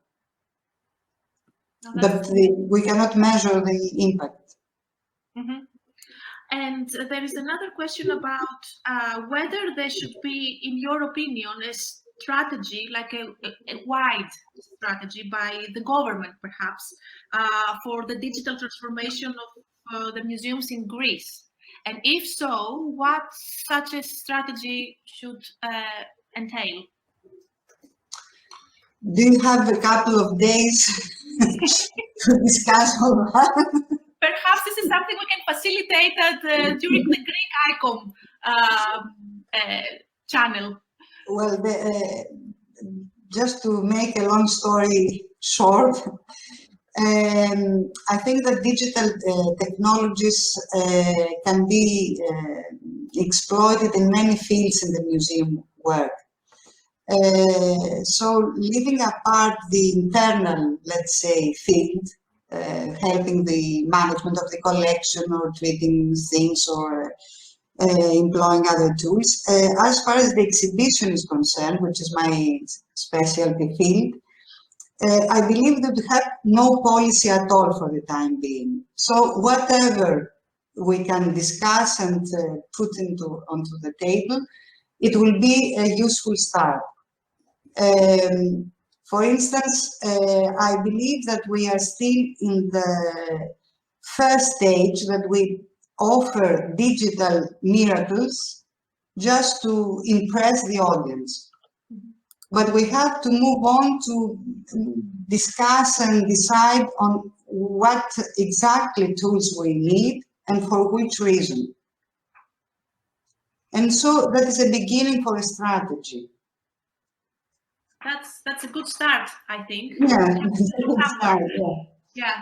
Yeah. what we have, what we want to say to our audience, and what we need. We just have to discuss on that. And for instance, I haven't seen anything very extended published in this direction, and that's a problem as well. That's right. And may I just say that I really like that information from your study, that there were so many Easter wishes in the digital messages and the digital presence of Greek museums. I mean, that's something to be said about, I don't know, our culture, perhaps on a meta level. You see what I mean? But yeah, thank you very much indeed. Thank you both. Thank you. Thank you very much, Ms. Nomikou. Thank you very much, Froso. It's a pleasure and an honor to represent the Goulandris Natural History Museum. The Goulandris Natural History Museum is the institution, the first institution in Greece that explicitly worked on the environment, and in particular on environmental education. The Goulandris Natural History Museum is one of the few private natural history museums around the world, and has been educating Greek youth for decades, when environmental education was not even considered as existent. So we owe a lot to the Goulandris Natural Museum, and personally, I owe my career to the Goulandris Natural History Museum, because it inspired me to look, to research on the interaction between humans and nature. And this is the defining axis of my interdisciplinary research. Today, I will be talking about sustainable recovery from COVID-19 pandemic. These days, I start all my speeches with this sketch, basically the three tsunamis that we've simultaneously faced and we have to handle at one go. It's, of course, the pandemic of COVID-19, and of course, we try to control it with different social distancing measures, and at the same time, a huge effort focused on biological research has been launched in order to identify vaccines and cures that can protect the world population from this virus. Then, of course, we have the huge economic recession that derives because of the pandemic, because of the closing down of the economy. And of course, we know that in order to avoid the pandemic turning into a major economic and financial crisis that will long outlast the health crisis, we want to keep people employed, even if quarantine. We want governments to channel financial support to public and private institutions that support vulnerable citizens. We need SMEs to be safeguarded against bankruptcy. We need policies to support the financial system, because non-performing loans will mount. And of course, we need fiscal packages comparable to the crisis-related loss of GDP that are going to finance, by definition, there are no other sources, by national debt. And the third crisis that we've been facing for a few decades now, but now the effects are becoming more frequent and more extensive with regards to its nature, intensity, but also effects on human life and economic life, is climate change. Climate change is the mother of all crises. There is no country in the world at the moment that is not experiencing the drastic effects of climate change. The annual average economic losses from climate-related disasters are in the hundreds of billions, and the human impact of geophysical disasters, which are 91% climate-related, is documented in 1.3 million people losing their life between 1998 and 2017, and 4.4 billion people injured. In 2015, in Paris, at the signature of the climate agreement, we've committed as a globe 197 countries to try to keep the world temperature below 2 degrees Celsius. That is, we try to keep the increase in world temperature below 2 degrees Celsius. Now we know that 2 degrees is too much. We need to limit global warming to plus 1.5 degrees Celsius. Beyond this increase in temperature, the risk of extreme weather events and poverty for hundreds of millions of people will significantly increase. And we don't have the technology, we don't have the means to face such a situation. What is now the situation with regards to how far we are from our target? Well, the United Nations Environmental Programme Emissions Gap report that was published in 2019 showed that the global reduction target of 1.5% Celsius needs us to limit our CO2 emissions and other greenhouse gas emissions by 68% by 2030. This is huge, 68%. Before September, the European ambition for limiting CO2 emissions and generally greenhouse gas emissions was 41%. 17th of September 2020, the President of the European Commission announced that we are increasing our ambition to at least 55% reduction in global greenhouse gas emissions compared to the amount of emissions in 1990.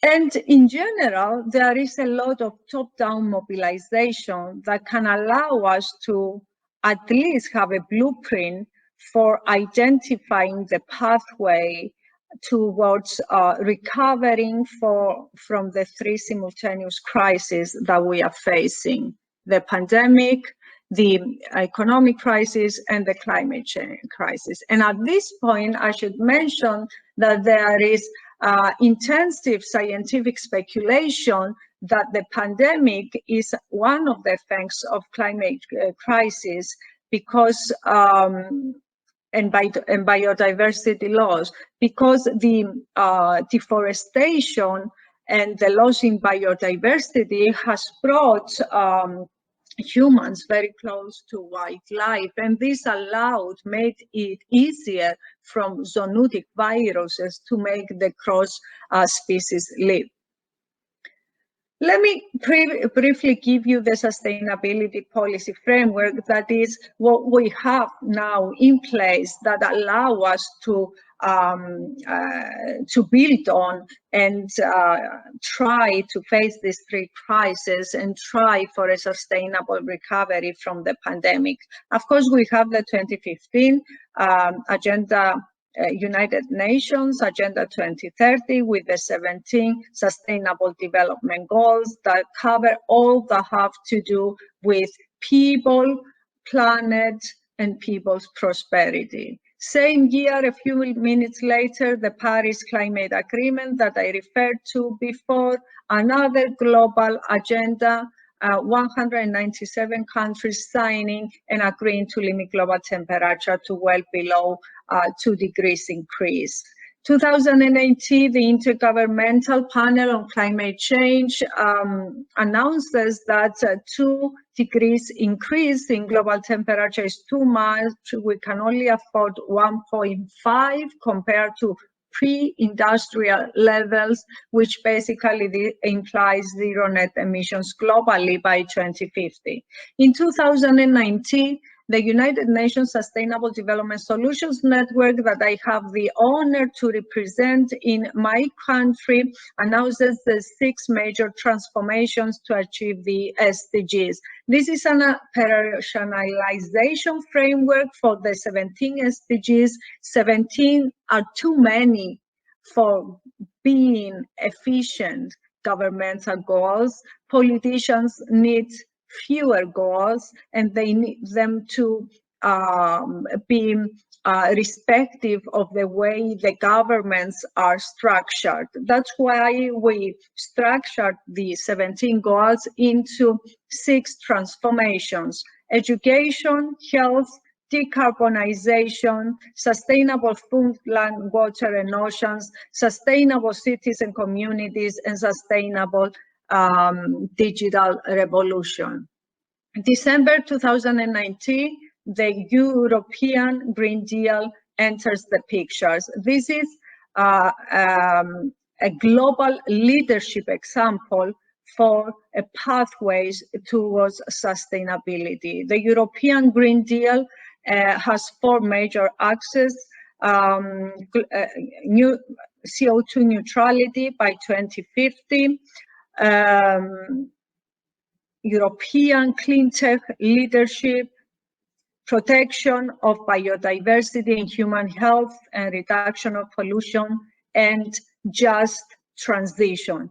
That is an inclusive transition that leaves no one behind. The European Green Deal comes with 1 trillion of a budget to support it, half of it coming from the European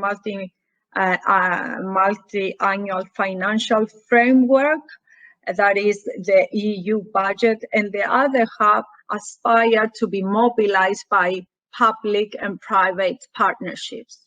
Unfortunately, 2020, we have the pandemic.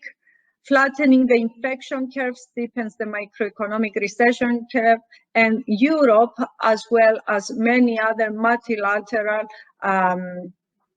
structures and nations, came up with its recovery fund. The recovery fund amounts to an additional 750 billion to be invested for the recovery of the 27 European member states. And what is good news, explicit good news, is that the European Green Deal is not lost, it is enhanced by having 2 major streamlining in the recovery fund. Any funds that are going to be derived from this recovery and resilience fund and invested should be invested in climate and digital mainstreamed investments. 37% of the money should go to climate mainstreaming and 20% to digital mainstreaming. This is huge because it identifies the roadway towards the recovery, and it identifies the structure of the future. We should be green, we should be digital, and we should be just, inclusive, and allowing everybody to take part in this transition. And the good news is that the European example, the European Green Deal, showed a huge effect on the rest of the countries. We have the Canada. We had Canada, even before the announcement of the European Green Deal, announcing a path for a Green New Deal. And actually, the 2 were structured simultaneously, almost simultaneously, the European Green Deal and the Canada Pact. We have South Korea announcing in July its Green New Deal, Israel, a Green Recovery Plan, the US, and now with the new president, we know that it will be implemented, US Green New Deal. And of course, the amazing news that arrived in September 2020 that China committed to carbon neutrality by 2060. And while we have top-down mobilization with all these international policies, we also have bottom-up mobilization. The European Green Deal includes an explicit climate pact where systems are supposed to be transformed via co-design and co-development with the stakeholders. That is, all the stakeholders, the business, the policymakers, the politicians, the civil society, the NGOs, the researchers, the technology developers, everybody, education, everybody should co-design a new system that will allow change that will be fundamental and will trigger exponential pace towards decarbonization, towards biodiversity protection, towards climate mitigation and adaptation. And this is what we need. Thinking linearly will only bring incremental changes. We need to transform our economic, social, and financial systems in a way that will trigger exponential change. And this is not just me saying that, or the people who are working in this systemic approach, but the IPCC report, the Intergovernmental Panel for Climate Change, explicitly says we need rapid, far-reaching, and unprecedented changes in all aspects of the society in order to face the crisis of climate change and safeguard our way of being. I am very honored to lead with Professor Jeff Sachs from Columbia University and President of the United Nations Sustainable Development Solutions Network, a European Green Deal report that identifies the pathways that will allow Europe to actually implement the European Green Deal. And the European Green Deal includes 9 different policies: protecting biodiversity, a healthy farm-to-fork chain, sustainable agriculture, clean energy, sustainable industry, building and renovating, sustainable mobility, eliminating pollution, and climate action. This report of ours will construct pathways that will allow the simultaneous implementation of the Sustainable Development Goals, the Climate Agreement, the Paris Climate Agreement, the European Green Deal policies, and the Recovery Plan policies. We will identify technological pathways, policy pathways, and the financial portfolio that will support their implementation. And at the same time, we will sketch out, measure the implications for job creation and employment and just transition, the ability to include everybody in this transition.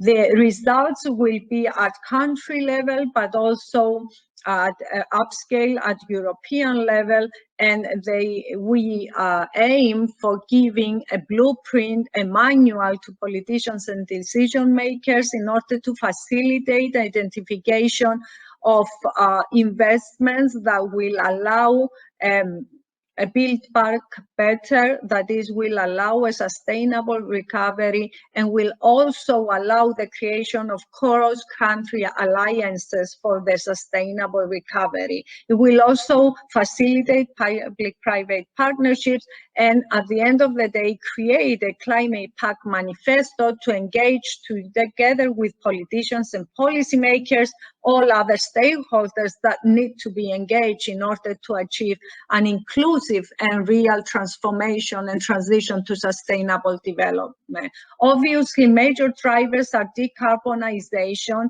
and I should note here that for achieving the 55% reduction in greenhouse gas emissions that has been announced on the 17th of September, we need an additional investment of 350 billion per year in Europe. It's a huge challenge, but it needs to happen, and we are hoping that a lot of the recovery and resilient budget and the European Green Deal budget will focus on that. The other And of course, we know that we have different countries in Europe with respect to decarbonization. Some are already goal-free, others are committed to phasing out, like Greece by 2028. Others are considering goal phase out, and others did not plan it yet, but they should go ahead and plan it. And of course, in this transition to decarbonization, because energy demand will keep on growing, we need to identify the technological alternatives to fossil fuels. And again, in the European Commission Annual Sustainable Growth Recovery, we have the European flagships with regards to reforms and investments. And these are Power Up and lay the foundations for hydrogen lead markets in Europe, renovate, improve the energy and resource efficiency of buildings, recharge and refuel, promote future-proof clean technologies, connect, modernize, scale up, and reskill and upskill. Focus investments and reforms of digital skills and educational and vocational training for all ages. Skilling and upskilling is crucial because not only we go through these three simultaneous crises, we also go through the fourth industrial revolution. The pace of technological change is huge. It is unprecedented. At the moment, we have no evidence to support that human skills can be updated at such a pace. What we can only do is take the education and training, skilling, reskilling and upskilling aspect of socioeconomic life seriously and invest in it. First, most countries need to streamline their current education with the needs of the labor market and then give it the capacity to have a pace of retraining and reskilling that will keep up with the pace of technological advancement. And this is not just an economic aspect, it's a very basic social aspect of the transition, because in order to have a transition that is inclusive and leaves no one behind, you have to equip people with the capacity to work in the new technological green digital era. Other major driver is, of course, circular economy, cancelling out pollution, using efficiently natural resources and raw materials, using them constantly and cancel out waste. Circular economy is a win-win situation. It creates savings for businesses, it creates jobs, it reduces the environmental footprint, and it creates huge opportunity for public-private partnerships at the SME level, the big company level, the international, the multinational company level. Another major driver will be climate change adaptation infrastructures. Adaptation programs like early warning systems, resilient infrastructure, and so on generate a triple dividend. They avoid losses due to climate change, they create economic benefits, and they create social and environmental benefits. And of course, we need to make sure that we incorporate in our program measures to counterbalance the regressive effects of decarbonization, and at the same time make sure that our financial system is on the pathway towards a sustainable financial system. The EU has issued late 2019 the EU taxonomy, identifying explicitly what is a sustainable investment, and at the same time the European Investment Bank announced that they are not going to fund any unsustainable or fossil fuel investment anymore, and this was followed by the European Central Bank, the European Bank of Reconstruction and Development. Many national banks have ascribed to it, and now commercial banks are transforming towards using sustainable finance. And of course, green and transition bonds are a very nice tool, a very easy to use tool that can mobilize the transitions to sustainable recovery. I'm also part of the Lancet Commission for COVID-19, identifying the pathway towards recovering from the pandemic. I call it the Task Force on Job-Based Green Recovery. And there again, in this prestigious commission that includes leaders from around the world, scientific leaders and practitioners from around the world, we again emphasize the need for the economic recovery at the global level to support a transition towards sustainable and inclusive societies based on the Sustainable Development Goals and the Paris Climate Agreement. We explicitly state that public investment should be oriented towards sustainable industries and the digital economy and should spare complementary private investment. A major issue will be the need for an unprecedented commitment to reskilling and upskilling people, and we gave the European Green Deal as a relevant leadership example. To close this presentation, I'm going to give you 1 minute on my work, on my group's work. I lead a big group of more than 100 researchers on the cluster for sustainability transition, and I'm going to close with the work at the Will&Rees Natural History Museum. The cluster on sustainability transition works around the 5 continents, most projects in Europe, of course, but around, we have projects around the world, projects on marine, coastal management, water, food, and energy nexus, renewable energy, climate change, sustainable finance, and so on. And we are a cluster of research institute at the Athens University of Economics and Business on sustainable development, the United Nations Sustainable Development Solutions Network, and the Climate Kick of the European Institute of Innovation and Technology, which is the major technological accelerator in Europe for companies that work on climate change and mitigation and adaptation technologies. We work in research and innovation projects, we work on innovation acceleration and deep demonstration, and we run many education and training activities. With regards to our explicit projects, at the moment we have more than 30 active pan-European and global projects on green, digital, just recovery, circular economy, climate change, mitigation and adaptation, as well as projects on blue growth.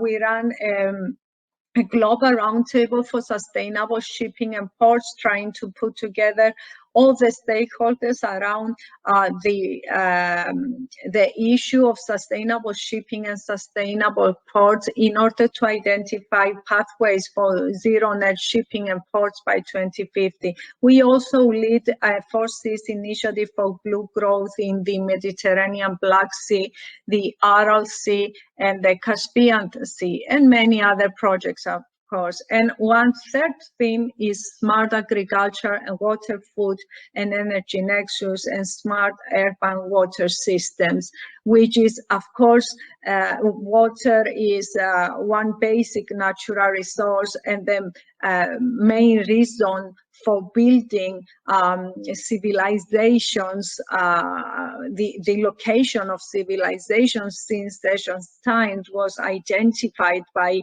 availability of water and accessibility to it. And of course, we accelerate many startups that, as I said before, are relevant to climate change mitigation and adaptation, startups that focus on hydrogen technologies, recycling, marine waste recycling, waste management, e-mobility, and so on. And now the even more interesting part of the presentation, what we do at the Goulandris Natural History Museum. Well, at the moment, there is a 3-year program on climate change and its impacts on the planet. The program is very rich with a series of seminars, a series of events, a series of conferences, a series of open discussions and public speeches, interactive games for young, interactive exhibition for the youth. So it's one of the richest programs around, I will dare to say, around Europe, but also the most interactive and rich in the country. Simultaneously, we are upgrading, the museum is upgrading its geosphere to support educational activities. This is an amazing 3D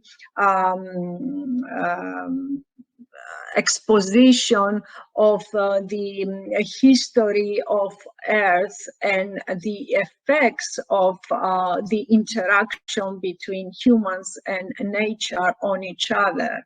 We are also completing the renovation of the museum's Year Center, which is a permanent exhibition focusing on current environmental problems and especially climate change. And at the same time, we are developing new educational programs in collaboration with the United Nations Sustainable Development Solutions Network, the Climate Change Committee, the Bank of Greece, the National Bank of Greece. In addition, let me just give you a glimpse of our educational programs, the new ones on climate change. One is focused on how we change the climate, and it approaches the youth at the primary school age and kindergarten. This is what is so tender and so impactful with regards to the work of the museum. It is a fairy tale presenting in a very simple way what climate change is, and the children learn how animals and plants are affected by it, while they understand that they themselves are part of the climate change with regards to how their consumption activities can increase the climate change. We also have this program called Climate Change Earth, and this is an impressive projection on the museum's geosphere, presenting global warming, extreme weather phenomena, and their effects on man. And when we break the news that almost all natural catastrophes, and actually all extreme natural events except earthquakes, are affected by climate change, their intensity and frequency increases because of climate change, then kids start to get very interested in it because they experience in their everyday life floods, fires, and other extreme weather conditions. So we live in an era that the effects of climate change are not just prophecies, and somebody can believe that they will at some point hit us or not.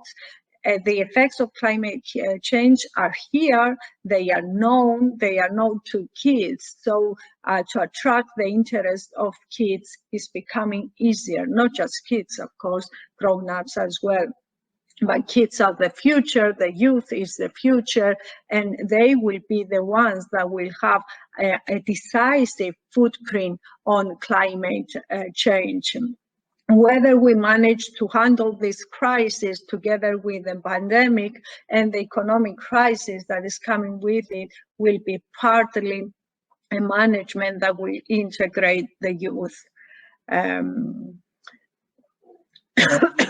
We also have very interesting programs with regards to seas and oceans and climate change. The sea is a decisive part of Greek culture.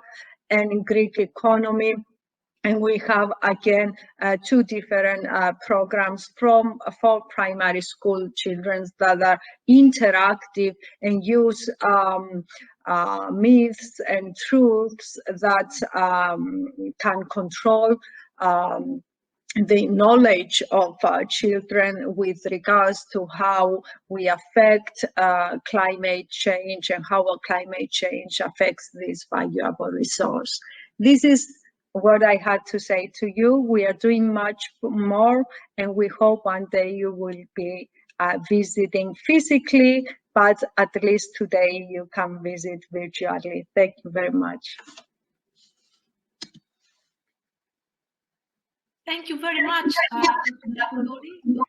This was really, really intense, a lot of information there. Some of the numbers that you talked about are just immense, huge for anyone to grasp. I mean, the enormity of the situation. If I may just take something like a takeaway from your talk with regards to museums, I think what you mentioned about the future, that we need to be green, digital, and just. I think this resonates with what the future of museums should look like. What would you say to that? Yes, green, digital, and just. And you become something if you learn about it, if you are taught about it, and if you understand it. If you understand something and you understand the benefits that it brings with it, and you understand the central character for your well-being, and not just your personal well-being, but the well-being of your family, of your social ecosystem, of your country, then you become engaged. And when you are engaged, you are a real ambassador. You are an ambassador with the way you behave, with the way you produce and consume. You are an ambassador with the way you interact with other people and with nature. So each and every one of us, as soon as we understand the importance of something, we can become real ambassadors. And only if we are all engaged in this, this is a common pool problem. This is a problem that we all need to solve together. It's not enough for one of us to make the change. It's not even enough for the whole of Europe to become climate neutral.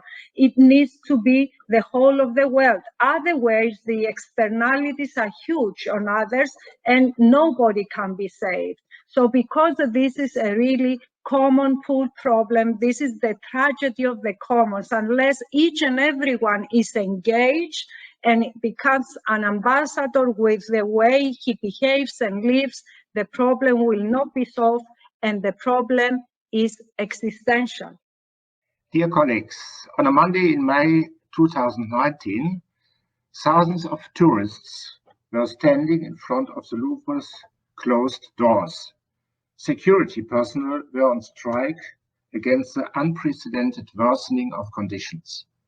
Not only the treasures on display, but also visitors and staff were at risk. The Louvre is suffocating, the media wrote. We remember the terrorist attacks on the Bardo Museum in Tunis in 2015 with 24 deaths, and on the Jewish Museum in Brussels in 2014 with 4 deaths. Terrorist attacks targeting cultural heritage visitors are disasters without warning, similar to earthquakes. There is little chance of security. However, we just had disasters with personal injury that could possibly have been prevented if there had been sophisticated security concepts. For example, in 2009, 13 people were seriously injured by lightning at a festival in an archaeological park in Germany. 2 guests needed to be resuscitated, an example of disaster with a warning time of several hours and chances for an evacuation in good time. 2010, in my open air museum. At a historical fair, hundreds of spectators witnessed a high-wire artist fall off a rope. Before the rescue helicopter arrived, a television team had already arrived by helicopter. Also, visitors filmed the accident with their smartphones. It was important not only to take care of a traumatized artist, but also to keep visitors, fair people, and the press under control. A year later, visitors to the British Open Air Museum Beamish were in shock. A 7-year-old boy, member of a living history group, was run over by a steam engine in front of his father as a public and died. There were no safety precautions. The museum had to be evacuated. Given the many events in the destruction of cultural assets in museums and other cultural institutions, cultural organizations like ICOM are increasingly concerned with the protection of cultural heritage at international level. At local levels, preventive cooperation between cultural institutions and security forces, civil protection, and fire departments is increasing in many countries. However, we still miss an adequate examination of the protection of people in cultural institutions. It is necessary to have integrated security concepts which relate to cultural assets as well as to people at cultural sites. In February 2020, the Greek Minister of Culture and Sports called for a security conference. The topic was revision of risk management for the Acropolis, for its treasures, but also for its 5 million visitors every year. The example of the Acropolis shows that integrative concepts tailored to the particularities of a cultural institution must be optimized or have to be developed. In most European countries, guidelines for occupational safety apply to museum employees. For the respective design of these guidelines by member states of the European Union, the European Framework Directive from 1989, number 391, is the most important legal act, but just a framework. It establishes general principles for managing safety and health, such as responsibility of the employer using risk assessments to improve company processes, workplace health, and safety representation. Basic safety measures for visitors are not standardized by the European Union. Even at the national level, there are not uniform provisions. Following the experiences of the catastrophe at the Love Parade in Duisburg in 2010, regulations have been developed in Germany at the state level for highly frequented sites and open-air events. However, these still define the requirements of a security concept only vaguely. The concrete development of concepts tailored to the respective risk situation is left to the institutions, organizers, and local authorities involved. Therefore, museum organizations like ICOM must support more in this by making recommendations for an integrative security concept. Better still, operation instructions, I think, is an enormous task. Such an integrative security concept has long been established in large companies and should inspire us. It's called HSSE. The abbreviations stand for health, safety, security, and environment. The concept thus implements four essential areas that are closely interrelated. The first, health. This is basically about the well-being of employees, contributors, and guests. For example, the fulfillment of operational and occupational medical requirements, appropriate work aids for employees, sufficient number of benches for visitors, precautions for barrier reduction for visitors with disabilities, or protection of visitors to an open-air museum with animal husbandry from zoonosis, it means infectious disasters transmitted between animals and persons. But the aspects of safety and environment are also addressed here. Safety. In contrast to German, the English language has two terms. Safety means protection of the environment and people from dangers that can arise from an object. For example, from the operation of a historical machine or the use of a horse and a cart. Safety also means the installation of measures that protect people, the automatically self-closing fire protection door, the escape route, and so on. Security refers to protection against wrongdoing by other people.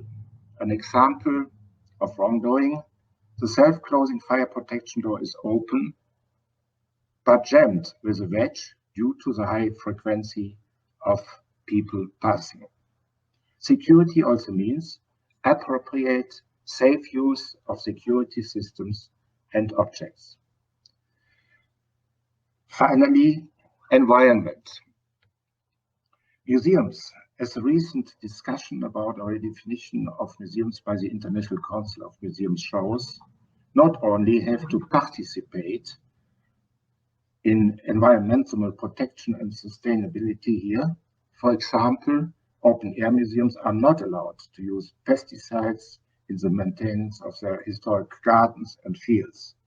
Likewise, when preserving or restoring objects, environmentally harmful substances must be avoided. But in our context, environment also means what are the dangers from the environment? For example, from the vicinity of a chemical factory to the museum, or a temporary civil engineering site in the neighborhood of the museum. Since the collapse of the Cologne City archives, we have known that there must be better prevention there. The following cycle of measures results from the HSSE concept. The identification of risks, that means a qualitative risk analysis and a quantitative risk analysis. In the qualitative risk analysis, the type and effects of a damaging event are assessed. Examples: what effects can a hurricane over an open-air museum with the forest areas have on visitors? In the second step, the quantitative analysis is carried out. How often have there been such storms over the museum in the past 5 years? I remember to my museum 2 to 3 hurricanes a year. Another example, many older people and those with reduced mobility use the elevator of a multi-story museum. What is the risk of vulnerability? What dimensions can it have if the elevator cannot be used in the event of a fire and people have to be evacuated via a staircase? Added to this would be the probability of such an event. This can, of course, be classified as low, but the general risk remains. Disaster research offers methods to record the spatial temporal probability of a damaging event with the damage potential or vulnerability in a matrix. This is basically helpful for the risk assessment, but with regard to the protection of each individual, also problematic. The quantitative analysis may therefore only serve as an additional risk assessment. Different methods of so-called crowd management make it possible to simulate the mobility behavior of large numbers of visitors, flows, and bottlenecks in real or virtual terms. To this end, companies offer services which are very expensive. I recommend that you first think about your visitor behavior, refer to your experience, and then simulate itself. An indispensable criterion for risk management, for risk assessment, is the assessment of the visitors, their expected number, their demographic composition, and their possible behavior. This can be shown in a table with percentage subsets and respective hazard potential. This assessment is particularly necessary when we expect a high number of visitors at the same time. Risk response planning. After the hazard analysis, prevention planning begins. This includes determining the required rescue services. In Germany, 2 algorithms are used for this. Both work with a points system. With the Maurer algorithm, developed by the later chief of the Hamburg Fire Brigade, Klaus Maurer, a point value is assigned to the expected number of people. This value is multiplied by a factor that results from the risk potential due to the type of event. The result can be used to determine whether and how many paramedics, emergency doctors, ambulance cars have to be on site. The Cologne Fire Brigade's algorithm is more complicated but more precise, because this also evaluates weather conditions, possible inadequacies of the location, public behavior, time needed for the arrival of rescue equipment, and so on. Normally, the Maurer model should be sufficient for our calculations. The next point is the implementation of risk measures and trainings. The signposting of escape routes and shelters, the provision of first aid kits, defibrillators, megaphones, radios, high visibility vests for the museum staff designed as helpers, to a set with privacy and barrier material. You see such a set here on the right side. All these belong to the range of tools to be implemented.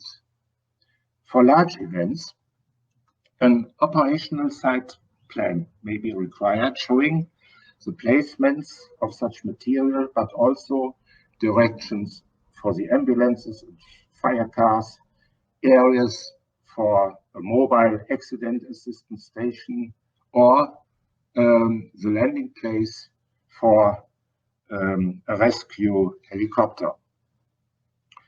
Also necessary is the training to be repeated at regular intervals by all museum personnel, as well as joint exercises by the fire brigade, emergency services, and the museum staff.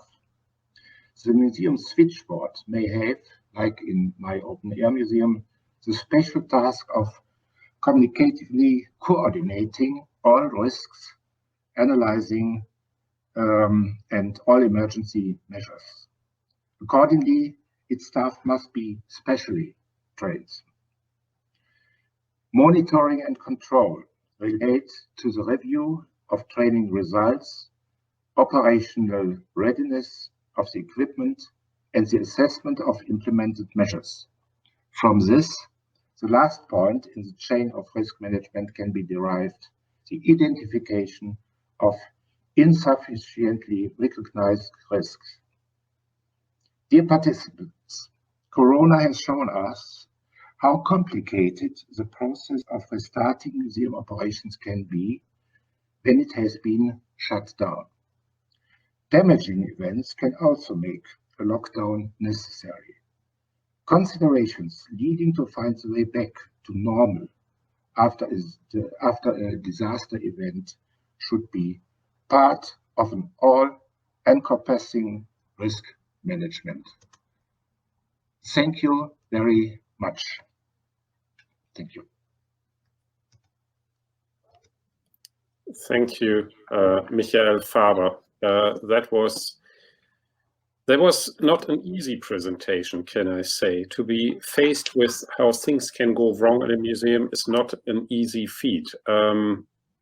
I can share the sentiment and the thoughts, having worked in a big national museum for many years before. I had to reanimate people. I also had to undergo an anti-terror training. The more I think your work is valuable, highly valuable to our audiences today. We have one question in our live space, and I read this out to you. It says, what change has your museum done in this pandemic that you think will be there to stay?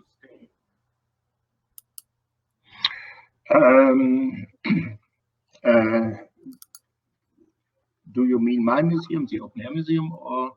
I think the reader means it as a generic museum. What a museum.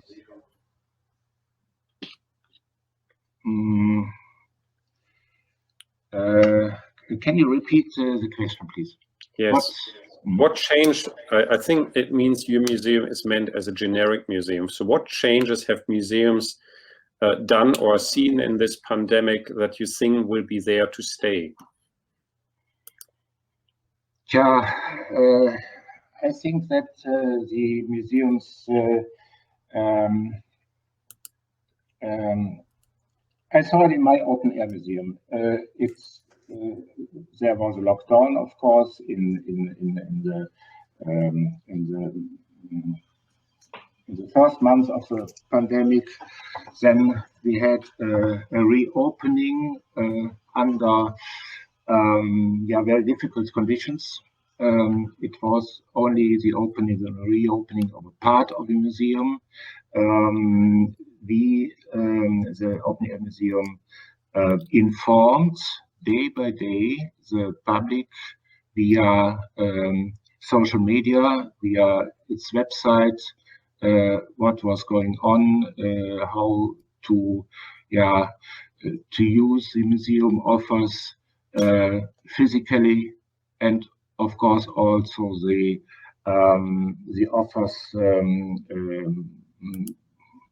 via website, via Facebook and other social media. I think that the museums have learned from this lockdown to manage catastrophes, or to manage it a little bit better after a lockdown in general. How to restart again after a fire, disaster, or something like that. Thank you. That was extremely useful. And can I add, I think Titi this morning has already spelled this out. Michael Faber, together with ICOM, Germany, Greece, and Italy, we will be doing a master class on the subject for emerging professionals, how young emerging professionals can prepare themselves for future disasters. And that's going to be hosted online in 2 weeks, and it's organized by Michael Faber. Having said all this, and having thanked the speaker, I'm going to hand over to Frosso. Thank you, Klaus. Thank you, Michael. We now move on to the next talk of today, a talk that will touch upon those people who are have felt the impact of global emergency the most, and that is refugees and migrants. We're going to hear from Isber Sabrine, who is an archaeologist member of the Syrian-Spanish team of the Spanish National Research Council. And Isber has been involved on the protection of the Syrian cultural heritage and is also chair and co-founder of the Spanish NGO Heritage for Peace. He has been involved on cultural initiatives for the refugees in Germany. He's a guide for the Multaka project by the Museum of Islamic Art in the Pergamon Museum. He's also a member of ABWAP, or DOORS, a project that aims to use cultural heritage as an instrument of social integration of Arab-speaking immigrants in the newly found country. Isber, over to you. Thank you very much, and I am really pleasant to be with you and in this very interesting, fascinating conference. Actually, I would like to start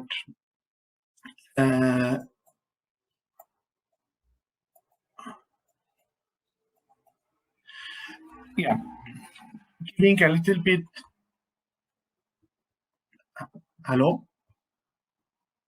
Can I hear you? Yeah. Yeah. So,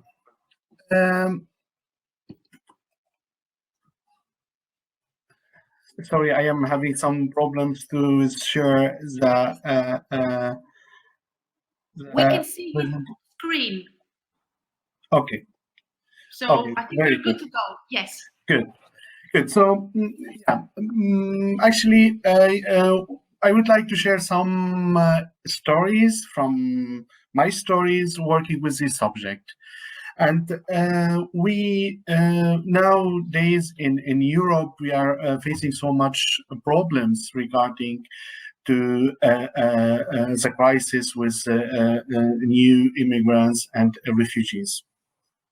Isber, I'm so sorry to interrupt once again. If you press presentation mode on your PowerPoint, then we will have the full screen. Sorry, You need to press the presentation mode. Okay. Thank you. Thank you. Thank you. So it's better now? Excellent. Excellent. Good. Thank you. Good. Thank you very much. So actually, I am Syrian, and my work is concentrated on the protection of cultural heritage in conflicts. And since 10 years through our NGO Heritage for Peace, we were involved doing different projects regarding to the protection of cultural heritage in conflicts. And actually, this subject to work with the refugees in Europe, and especially refugees from conflict areas, is also related to our work to somehow, which is also those refugees are facing the loss of their cultural heritage. So, as you know, in the recent year from Middle East, North Africa, and Africa, so many refugees, they came to Europe. And actually, there are a lot of challenges for those refugees to adapt to the new life, and also to be integrated in the new society. And also, it's a challenge for the host communities and host countries. So we need to resolve many problems of that, and using culture is one of those things that we need to work with. Actually, as you see here are a map of the main immigration routes to Europe, and just from Syria in the last 5 years, almost 1 million came to Europe, and they are mostly the Syrian refugees. They are mostly in Germany, in Sweden, and in other countries in Europe. Actually, the story working with this initiative started in Berlin. Started in Berlin when I was living in Berlin in 2015, when is the most movement refugees arrived to Germany. And actually the idea came because I felt that we need to act. You know, those refugees were like very traumatized. They feel a sense of lost. And at this time, and we are very grateful, and the Museum of Islamic Art at the Bergman Museum adopted the idea and started to work very from the beginning of the refugee crisis in Germany to organize actions. And these actions actually started with a Multaka project. Multaka project is done by the Museum of Islamic Art, and it consists of several actions. So when we started Multaka in Berlin, we thought that there are several reasons that we need to include cultural heritage as a tool for the integration of those new arrivals. So because cultural heritage is fundamental to define identity, and also is important to setting intercultural dialogue. We also, through these actions, we hope that those new arrivals will be adapting the positive reception and mutual understanding. And actually, very important issues that also we work with is that those immigrants, they will rediscover their heritage elements from their own countries, especially in big museums in Europe. There are a huge collections of objects. In for example, Bergman Museum has many collection like Xiradakis and a lot of archaeological objects from Syria and Iraq. So connecting these people to this collection, it gives them like kind of self-esteem and also more appreciation to their own cultures. So the Multaka took place in 4 museums, and it is still, unfortunately, now is stopped because of the pandemic. So the museums of which were involved are the German Historical Museum, the Bergman Museum, the Museum of Islamic Art, and Museum of for Asiatische Museum, and also the Bode Museum. So actually, all the guides in this the project, they are refugees themselves. So a team of 20 refugees from the majority from Syria, and some of them are also from Iraq, who arrived to Germany. And they got like a first training, and from this first training, they started to about doing guiding tours, and actually we were very surprised in the beginning because a project took so many attention in the media in Germany and in different and in the world, you know. So so Multaka became like a meeting point, and those refugees, they started to share as well, not just only their experience, but only the connection between themselves, their cultures. So there were so many guiding tours during the last years, and the project is ongoing. Unfortunately, now it's stopped because of the pandemic, but also the project several workshops between refugees and locals. the workshops about many things. So here you can see some workshops about classes. So for example, classes in Islamic art. Yeah, this is a very fast overview about Multaka, which I took the place as well to be a guide in 2015 and 2016 as a guide and as a German historical museum.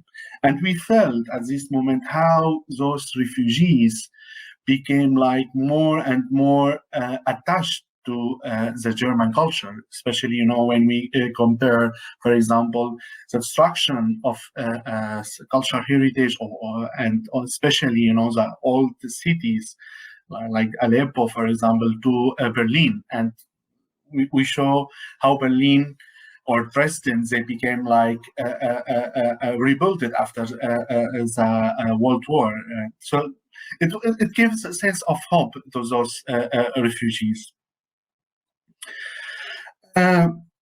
Now, after a few years, the project as well extended to, so you can see here as well in Oxford. So there is Multaka, Oxford. It's in the Pitt River Museum in Oxford.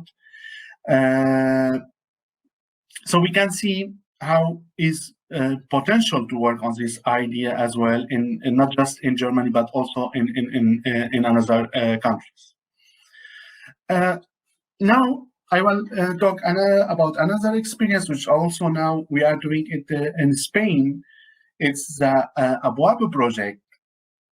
Abuabu project, it's also use the concept of cultural heritage also as a tool for social integration. Abuabu project has actually same concept, but also is dealing with different kind of immigrants. Actually, in Spain, it's not like in Germany. In Spain, we have especially immigrants from the Maghreb countries, from Morocco, Algeria, and refugees not so much. We have very few refugees comparing to Germany. So in Abuab, it firstly took place in Barcelona. So in Barcelona and in several museums in Barcelona. And also, we wanted through this project to promote effective of cultural links, especially in Spain has a huge links with the Arab and Muslim culture, especially the Andalus in Al-Andalus. So we work so much about these connections, the cultural connection. Because in Spain and in Spanish language, you can have many words come from Arabic. A lot of connection, a lot of connections through history. So in this project, we focus on the objects which could be used to make this cultural dialogue between cultural dialogue between and link the connection between Spain and the Muslim world. We also through this project we focus to contribute towards the female empowerment amongst the immigrant population, and to favor women's access to culture and to promote their social interaction network. Because we know, and as you know as well, in different European countries, the women's are very far away from the cultural life. I mean, the immigrants women from those countries. So through this also, we try to involve women's as well. We organize some times groups, tours for women's and with connection with local women's in Barcelona. So here I would like to give as well share a very nice experience, which is a pilot project. It's I mean, not just in Barcelona. We organized several visits to the countryside. So, for example, different refugees and immigrants, they went like for 3 days to Pyrenees, which is like 3 hours far from Barcelona, and the people, they discovered so many things that they didn't realize that they will really find this in Spain. For example, here you can see different photos from this visit to the Pyrenees. We visited a Romanic church, which is Santa Maria, visited a local fabric of cheese, visiting the village of Storianeu, and we did this intercultural concert between them and the local people. And as well, we visited here the ICOM Museum. So we discovered how was this very affected very potentially to the emotion of those people, you know. So those people, they were like they didn't imagine that they in Spain they can find these things like that. Especially a lot of them, they cannot as well. They don't have the resources to go and to pay a visit like that in the outside Barcelona. So this was something like really very nice, and also we hope after the pandemic we hope to continue this kind of visits. In Barcelona, we have several museums engaged with us in this project. So we have the Museum of History of Catalonia, we have the Museum of History of Barcelona, the Archaeological Museum of Catalonia, and the National Museum of Art, and the Ethnological Museum. So we organize visits, 1 a week, and in this visit as well, the visits are in Arabic. So and sometimes they come groups with the local communities, and the visits are as well in Spanish and in Catalan. We hope that now, after this situation of pandemic, we will restart again the visits as activities. We did as well the project in Madrid. Also, we did some activities in Madrid in several museums, the National Archaeological Museum, the Museum of History of Madrid, and also the Prado Museum. So actually, something like become like very emotional when we explain, you know, the name of Madrid to the people who participate in these visits. So Madrid, it's Majrid, which is in Arabic like a channel, you know, that the channel in Arabic. So the people, they became very, very surprised when we also explained that Madrid was the first Arab capital in big capital, you know. So all of these kind of things, a lot of other connections regarding to the language, regarding to the history. So the people, they became really very, very affiliated, very emotional sometimes. We did as well in small cities like Girona, for example, in collaboration with the Kasha Forum. So now with the actual situations that we are facing in Europe, and with all of these difficulties, especially with the terrorist attack, and with all of these difficulties as well, with the integration, with the radicalization of, we hope that this kind of a project will be as well more in more places.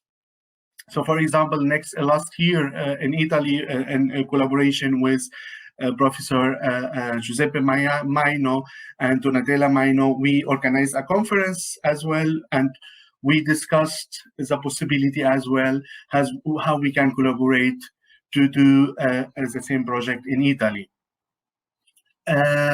We hope places as well, like Austria, like other countries as well, they will be in this involved as well in such ideas that of our project.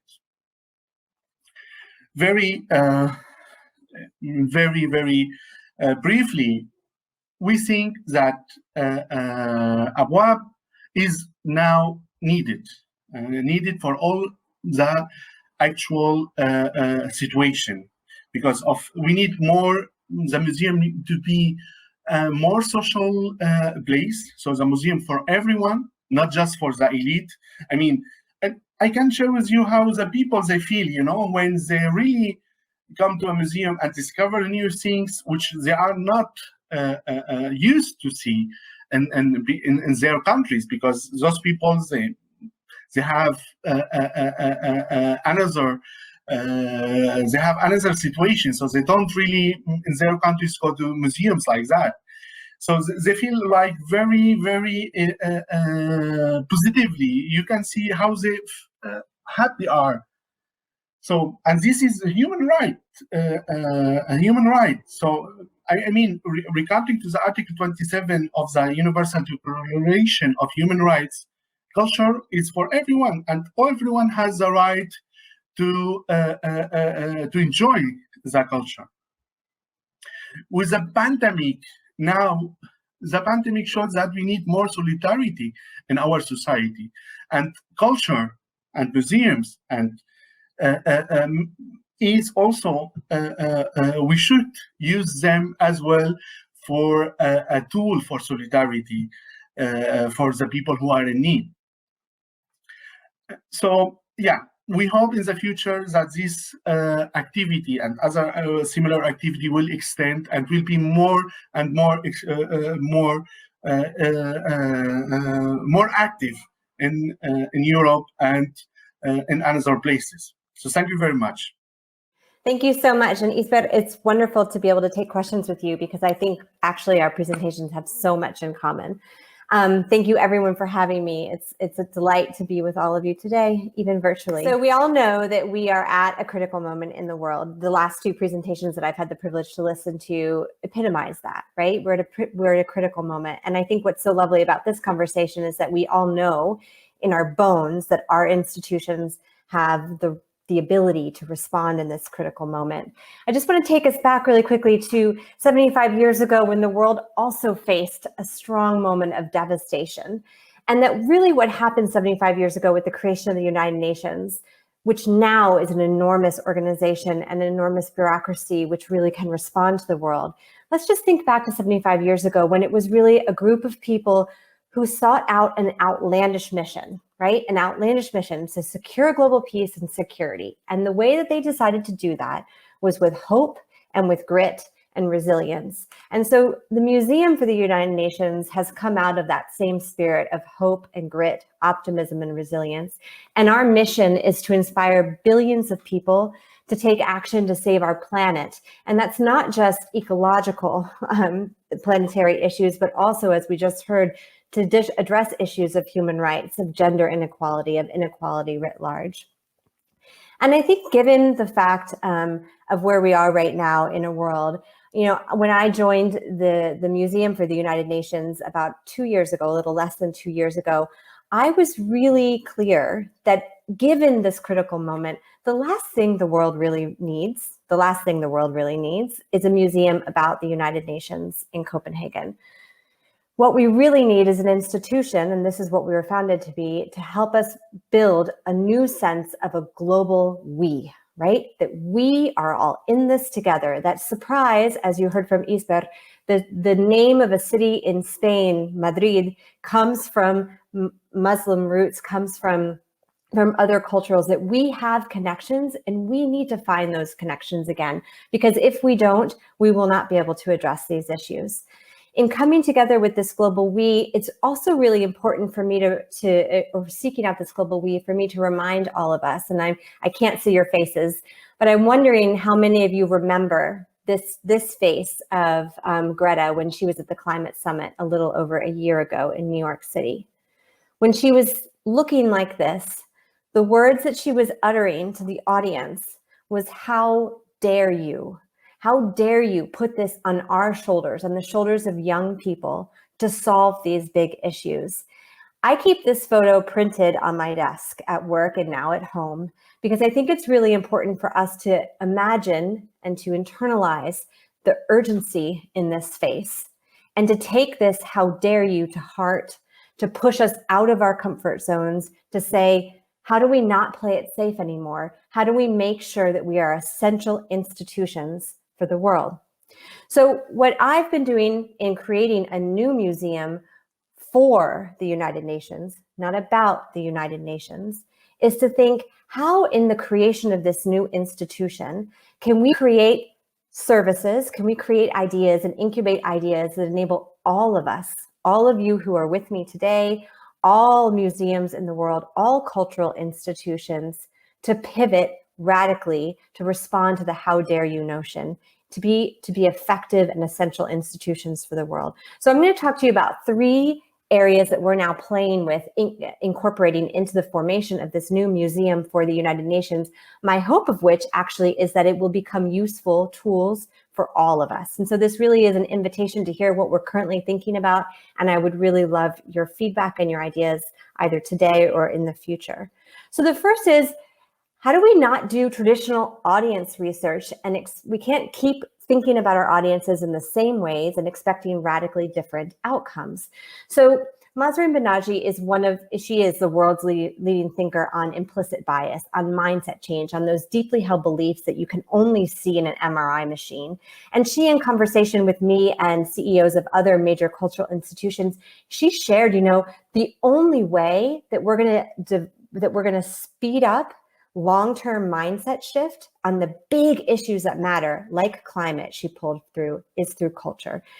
Science is showing, behavioral science more so than anything, neuroscience, behavioral change politics and economics, is that culture is the fastest and most effective way to change people's minds.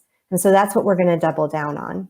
So we're going to unleash the power of culture to inspire local action and ultimately drive global change. And what's important in this is that we do not intend to do any of this alone. In fact, we know that to be truly global, it means you have to be local everywhere, and we need to work with all of you.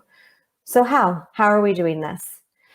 What we're trying to do at UN Live as a new institution who is intentionally experimental is to ask bold and optimistic questions, and then with humility to listen, and then with urgency to move. So I'm going to give you just 2 examples of what we've been up to in the last few months. So these are some images of Colombia. In Colombia, in Bogota, we asked a wide group of people, how in Colombia will you spark people's imaginations enough to care and then take action for sustainable cities and for biodiversity? And what we heard in Colombia was, let's play on a nostalgia for the Amazon together with the love of music. So we've been working with recording artists, sound engineers, acoustic ecologists, and a crowdsourced tool now that you can do on your phone. And we're doing it Sounds from My Window all across Colombia, to record the sounds and the silence of biodiversity. It just actually was released in its first vinyl album. It's on Spotify. It is being featured in discotheques when they've been able to be open across Colombia.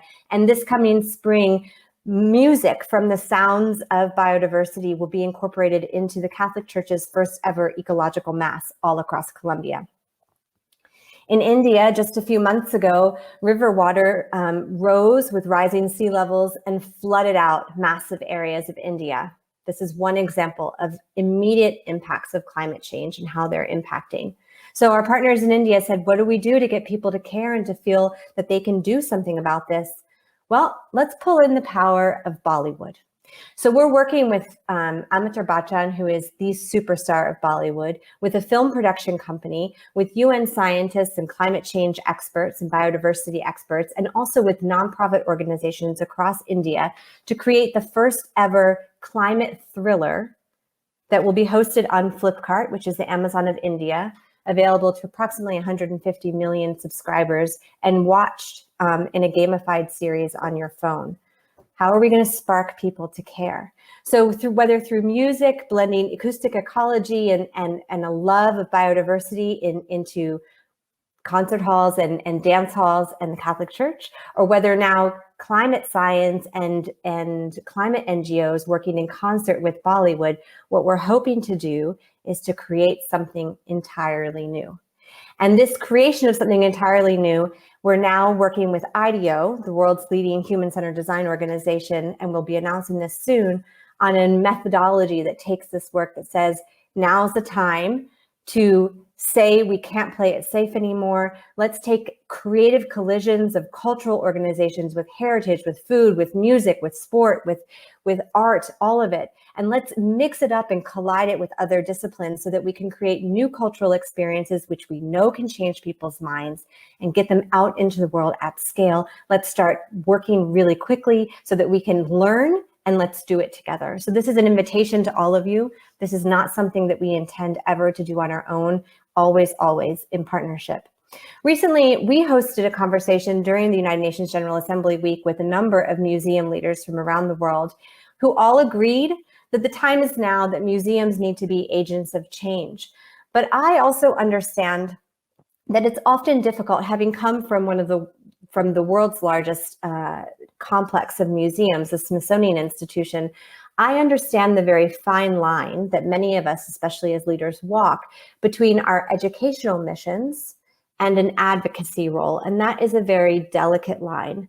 But I would posit to us as a group that if there was ever a time to start to wonder whether or not we can maintain our roots in our educational missions and yet stretch into advocacy, that there really is, the time is now. So we at UN Live have been thinking, how can we create safe spaces for us to do this pivoting together? So we've just become a founding member of an organization which is a radical collaboration called Count Us In. You can see that it was started out by a number of organizations, including Christiana Figueres' Global Optimism, TED, UN Environment, us, the Museum for the United Nations, and many others, to say the time is now. We need 1 billion people to start taking action, in this case for the climate, but eventually for all of the Sustainable Development Goals, or for a better world. And what we as UN Live, our principal role is to say, you know what? This is a radical collaboration, but this would be a much stronger collaboration if we could bring in the world's cultural, mass culture, and cultural institutions to this endeavor. And so our goal, and we'll be announcing this soon, and we really want all of you to join with us and to help us make this as strong as possible, is to say, you know what? Count us in, count us, everybody on this call, all of the museums of the world, all of the cultural and heritage organizations around the world, to say we have a role to play in helping people take positive action for the planet and for humanity. But we think it's important that we do this together. So UN Live is going to take a role in the executive leadership of this radical coalition, together with the other organizations I mentioned and many others, the Olympics, IKEA, many others, but to represent the cultural sector and our interests so that we can, and this is just imaginative and illustrative, we can say, here are our partners, look at them all working with their audiences, and this is just imaginative, illustrative, here's Tate, to say, you can communicate with your audiences in a way that is relevant and authentic to you, but we can all come together to show that museums can be counted upon to take immediate and positive action for the planet, for humanity, and that we can tell the collective story of what happens when institutions like ours, with the knowledge that our institutions possess, with the authority that our institutions have inherited, can take this moment that we all face together collectively, this moment to really save humanity, which is not an exaggeration.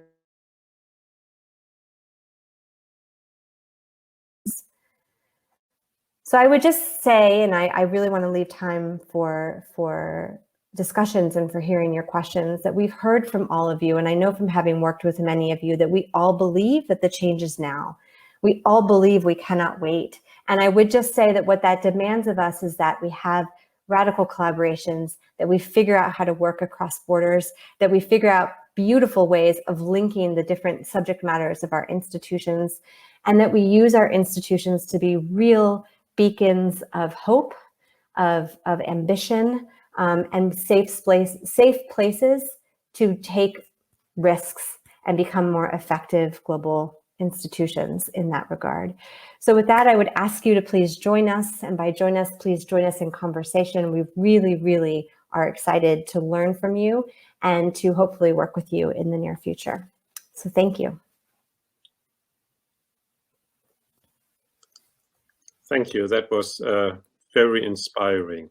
And I really enjoyed how you brought together so many different aspects that are often considered separately. We have questions, and I can read out the first one, if that's okay. Sure, yeah. We have a question from Rüdiger Kelm, and I think it's through the two of you, but especially to Isper. Do you have any ideas how to reach and how to activate refugees who are living in their recepting countries in rural areas and small villages for voluntary work and engagement for cultural work? I think he's speaking as a museum director here. Yeah. Also reporting about their home countries in the local museum. Is it only a question of language skills, or is it something else? Is Isper on? Is he in the room? If not, I can respond to the question with my past experience. Great. Isper should take that one. So actually, this is what we really try to do. So to arrive to the refugees, it's not easy.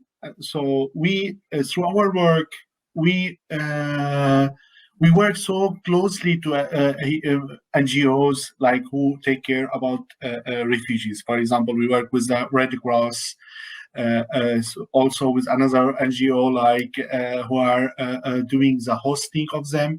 So we try as well to use social media. So social media and social media in their languages, especially in Arabic.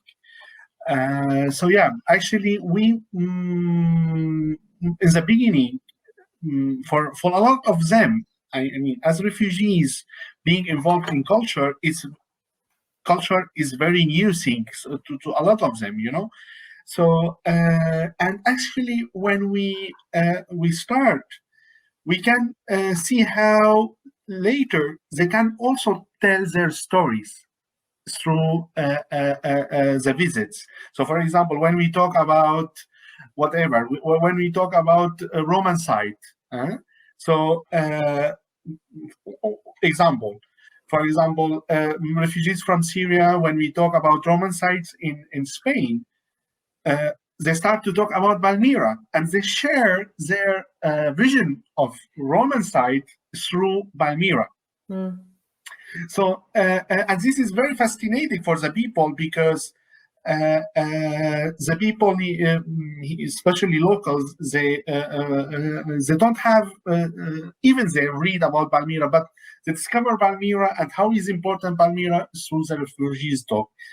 Very important thing also, which is also relating to the traditional and practice, traditional practice related to, for example, climate. So, for example, a lot of them, they can share from their villages how they preserve the climate through their work, which could be very traditional work, you know. So all of these stories are stories very interesting because they are very sometimes very simple, and also when the people here they start to learn about these stories from the refugees themselves, so they feel respect. They feel also admiration to themselves and to their culture. They have a culture or drama, they think, and there a lot of them, they feel like very traumatized and with very lack of self-esteem. So when they explain this to the locals and to share this, and the people here, they admire this, we can see how culture is a tool as well to give self-esteem to those people, you know, and they feel like, you know, they think as well positively about their countries who are suffering from the war, and all kind of different problems. So also now, for example, we are working actually my specialty is working in cultural heritage protection in conflicts. So we have a project now for Palmyrian, the people from Palmyra. We think that also engaging refugees and diaspora is important for the reconstruction of their countries. So from Palmyra, everyone talking about the reconstruction of Palmyra, but all the people from Palmyra are outside, are in the refugees. So big international cultural institutions, they are talking about how they will rebuild Palmyra. So now we are starting to prepare this project, which is Voices of Palmyrians, is to connect the diaspora of Palmyra to their cultural heritage and to involve them in the reconstruction of Palmyra. So yeah, I think we need, and I can see how really is important now to work on this, you know, not just in Spain or in Germany, in Copenhagen as well, in Copenhagen now, and in France, in Austria.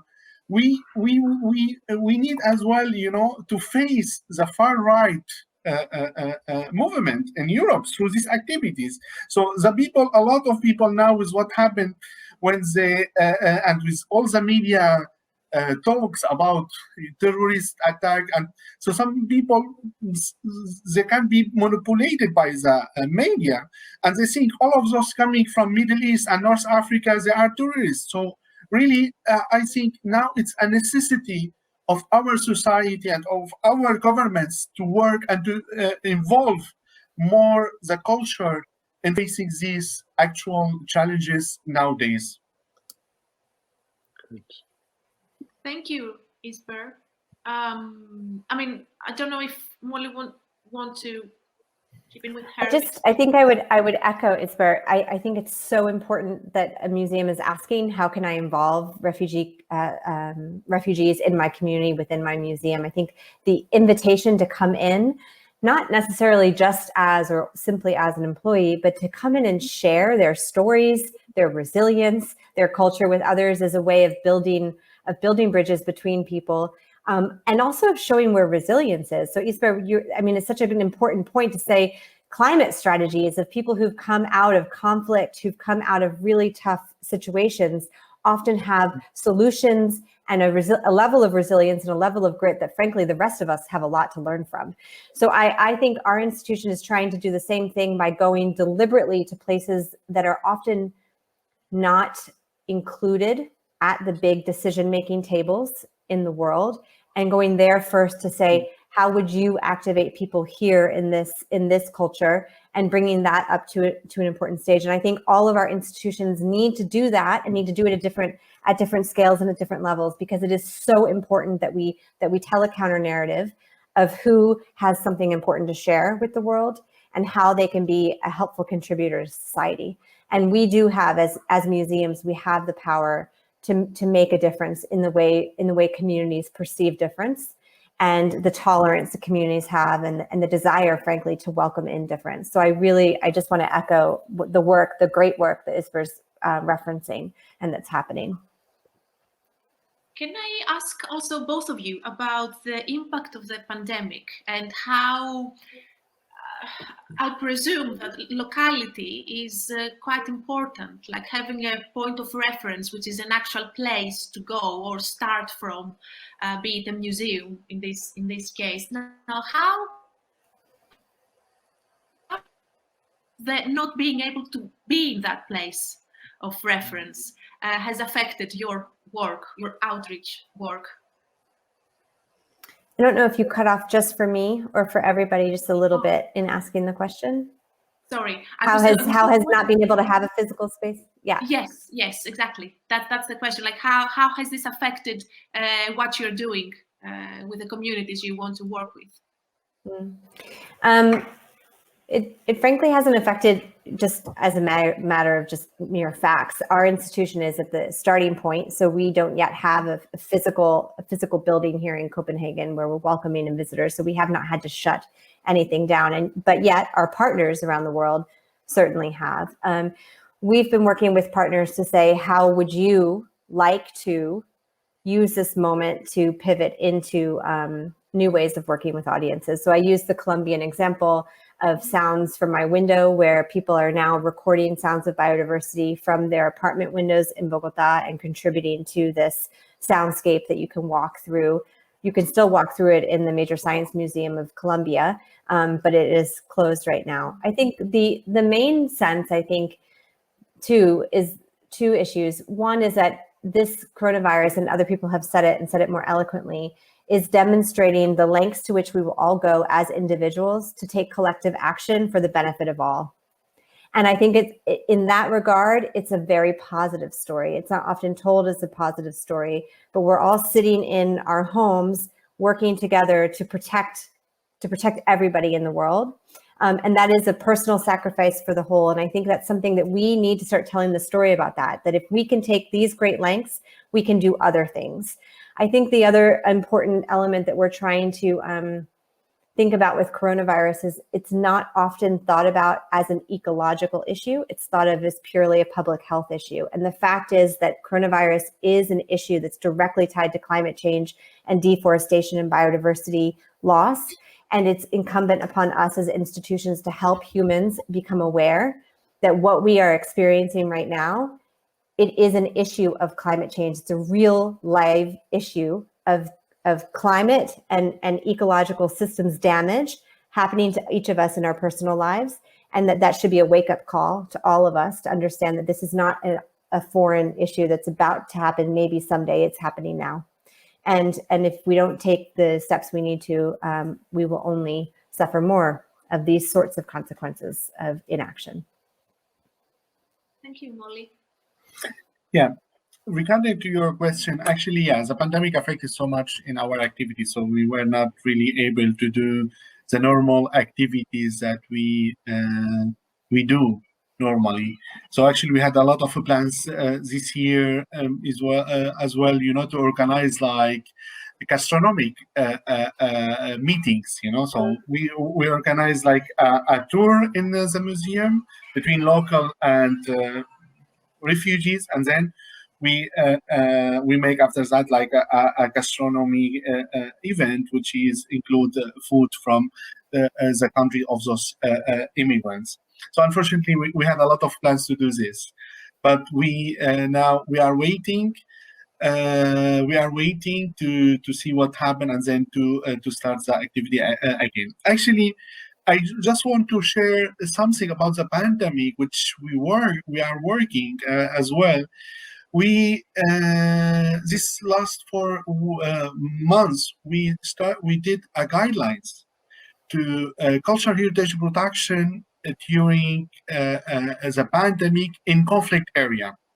So because actually everyone talking about the museum and the protection of the museum during the pandemic in Europe, but really those countries who are in conflict, they are facing another problems beside the pandemic. As there are like troubles with conflict, which are the most important. So I would like to share with you ICOM our guidelines that we designed to how we work as museum institution as well for countries in conflict, especially from Syria, Iraq, Yemen, and Libya. So all kinds of measures that the cultural institution in these countries, they can deal with during the pandemic. So a lot of things during the pandemic we cannot really think as a cultural institution in Europe. So they are facing a lot of complexity, and we hope this through these guidelines that we designed will help the director of museums and cultural heritage cultural sites to protect their sites. Some more important work from you then. Thank you so much. Thank you. Thank you. You're very welcome. Thank you for having us. Thank you. Thank you very much. Thank you. Thanks so much, Klaus. And it's It's been a long day, but a very stimulating day. So I want to thank everybody who's still with us. And we are going to be talking about the question of what next for museums in a time of planetary crisis. And I think it's been interesting that we began the day with Brad Irwin from the Natural History Museum in London. And he quoted David Attenborough saying that the future of the natural world on which we all depend is in your hands. And then we just heard from Molly Fannon of UN Live, who will also be joining this panel. We heard her saying that the only way to change mindsets and to change behavior is through culture, quoting Mahjarine Banaji. And it seems that museums have a particular opportunity to be this interface between nature and culture as we face very uncertain times. And we are going to be exploring some of that in this panel.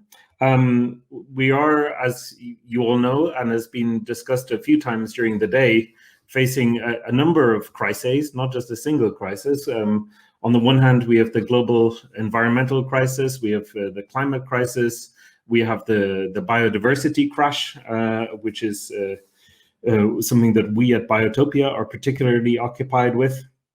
And these are crises where museums arguably have an opportunity to be trusted platforms for educational activities and for engagement at a time of uncertainty.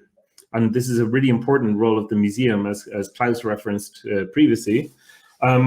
On the other hand, then museums and their collections are themselves under threat, has been mentioned by several speakers through, on the one hand, the pandemic keeping away visitors and sadly causing a great number of museums around the world to close, and also through natural disasters caused by climate change and other factors.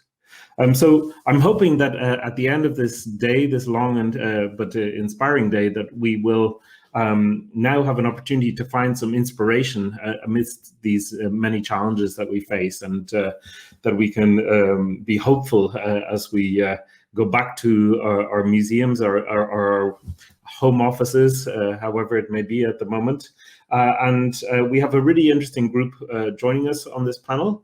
So we have Molly Fannon, who we've just heard from the Museum for the UN Live, who we're thrilled to have back with us for the discussion. And thank you for your wonderful talk, Molly. Thanks, we also have the physicist Giuseppe Maiano from the University of Bologna. Hello, Giuseppe, welcome. And Giuseppe Maiano has been working very closely with Isper Sabrina, who we just heard from. And also with Donatella Biaggi on these very important projects on migrant communities, refugee communities, and museums, among many other things, as well as being a nuclear physicist and imaging expert and many other things also. Then we also have our risk management expert, Michael Faber, who gave that rather frightening talk about catastrophes that may befall museums earlier on. And finally, we have a new person from outside of the museum field, who's Etienne Denk, joining us from quite close to where I'm sitting now in Munich. Etienne Denk is an activist, environmental activist involved in the Fridays for Future movement and here in Germany, and who is also a student here at the Munich University in philosophy. And we're very happy to have you with us, Etienne. Thank you for joining. Yeah. Well, I think you're on mute, but anyway, but maybe just to get us started, so Molly, yeah, so that you gave us a huge amount of food for thought in your presentation, and also a call to action really with this the Count Us In project that you were talking about, which might be a really interesting opportunity for museums. And I mean, what I find particularly exciting about your vision for UN Live and the museum for the UN, as you pointed out, rather than about the UN, is this idea of a distributed museum and being a platform for activism and also a catalyst for change, including behavior change. And I'm very interested in, first of all, how maybe you can say a little bit about how you see the role of museums in triggering change in behavior, because I know this is a subject that you've really thought about a lot, and I also find very interesting.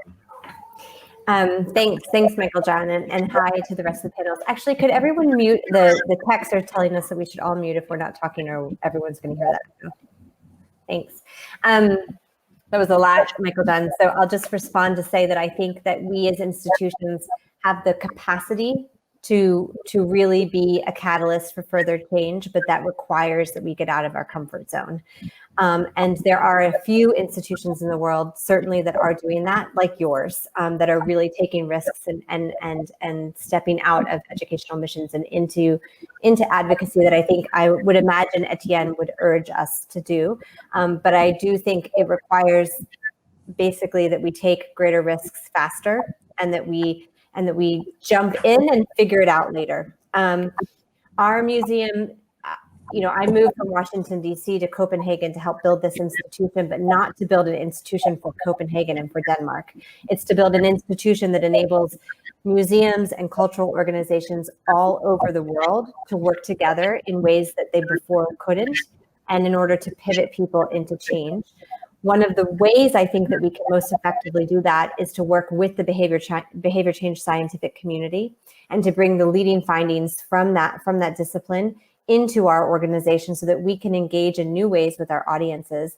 And then for us to then have a responsibility to share that within the wider cultural sector, to be radically generous in the way that we learn and fail with each other, and also to share those data sets that our audiences offer back to the scientific community, so that we create essentially a new public commons, a new public good of behavior change in action, so that 10 years from now, we're able to say, we did something differently, and this is how humanity responded. I think that's particularly important because we can't just rely on people like Etienne, who have already become convinced that action's needed.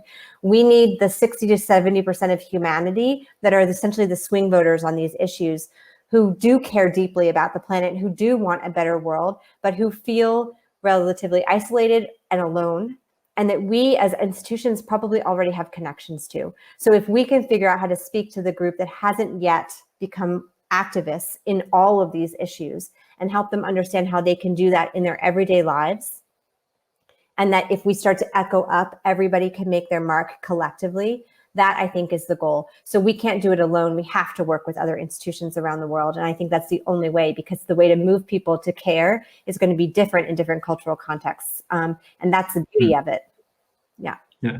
Thank you. And you spoke briefly just in the questions after your session about some aspects of the COVID-19 experience, but some people have talked about the response to COVID-19 as being like a giant global behavior change experiment in some ways, while obviously it's been causing huge challenges on many different levels, some people have pointed to possible learnings or even silver linings from the pandemic. Is there anything that you can point to from your experience? You mentioned the wonderful Vos Terra project, which I'm a huge fan of. Anything you can give as interesting examples of the pandemic actually triggering many responses, which maybe we could learn from? Well, other than the fact that I gave a keynote wearing yoga pants and barefoot, so we're able to be real human beings and think differently about our lives. I swore I wasn't going to say that on this call, but there you go. I think actually the COVID is a terrible thing that's happening to the world, but it shows us what we're capable of. And the vast majority of humanity is taking individual action in the service of others, with an empathy and with a compassion for others. I also think that we heard from the head of behavioral economics at Princeton that actually if you can leverage culture to create new social norms, you can fast forward cultural change. So we've seen how different forms of celebrities in all sorts of cultural genres have begun to take up the notion of basic public health measures, and that has had a for the most part, a very positive effect. In my own home country, the United States, there have been some celebrities who've done the opposite and who have shown the powers that we need to of changing social norms, not for good. So we need to be aware that can be used in both ways. But I do think that other than the fact that we are experiencing an environmental issue, as I already said in my last discussion, which I do think it's imperative that we all help people understand that, because people don't understand that our own health is connected to the health of the planet. Yeah. It is, for the most part, an incredible good news story of what we are capable of as humanity. And I think we should be celebrating that and looking to how we can take that capability and take it forward into other issues. Thank you. And following up on that, maybe Michael, your work really deals with the worst case scenarios in museums, and you told us a number of quite terrifying stories in that regard. But following the pandemic, do you think that visitors' expectations around safety in museums have fundamentally changed? And is this something that we can really expect in the future, that visitors' attitudes and approaches to safety in museums and expectations will be quite different? You need to unmute your microphone. We can't hear you. You're muted. Sie sind stumm. Yeah, sorry. Yeah, it's a little bit difficult for me to to examine this situation. I'm not sure if visitors, as physically visitors, museum visitors, are expecting more now concerning safety, security, health in the museums. I think that the museums have, there are 3 points that museums have experienced and have to learn more. First, of course, is documentation, the communication of the interrelation of culture, nature, environment. The second point is, by my opinion, the design of all operating processes in the museum, the design of all work processes of the employees according to the criteria of environmental compatibility and sustainability. And the third sector is the protection, of course, of the cultural property in the museum, but also of all people during their stay or their work in the museum against negative influences from the environment. I can say I can speak a little bit for my museum or my former museum, the big open air museum in Kommer near Cologne in Germany. We had started with the HSSE standards security management 8 years before. And people have seen what we had done.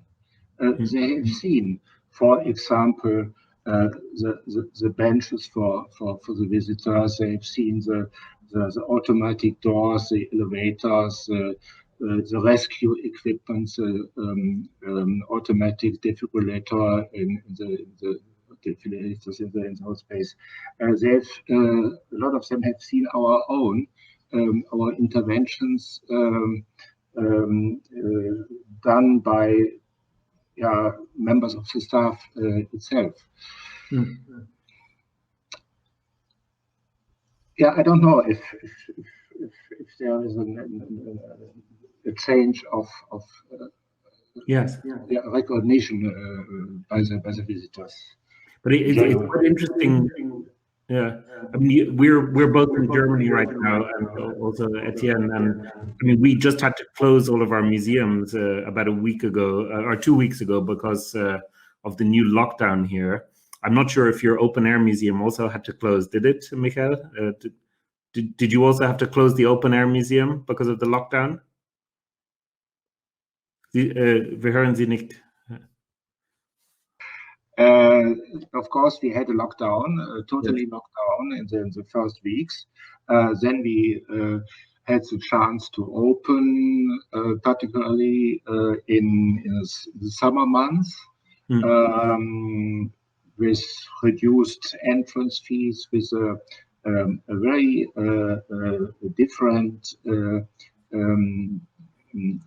safety program, health program for the visitors, and we're introduced to this program by our website, by video, for preparing the visit to the museum.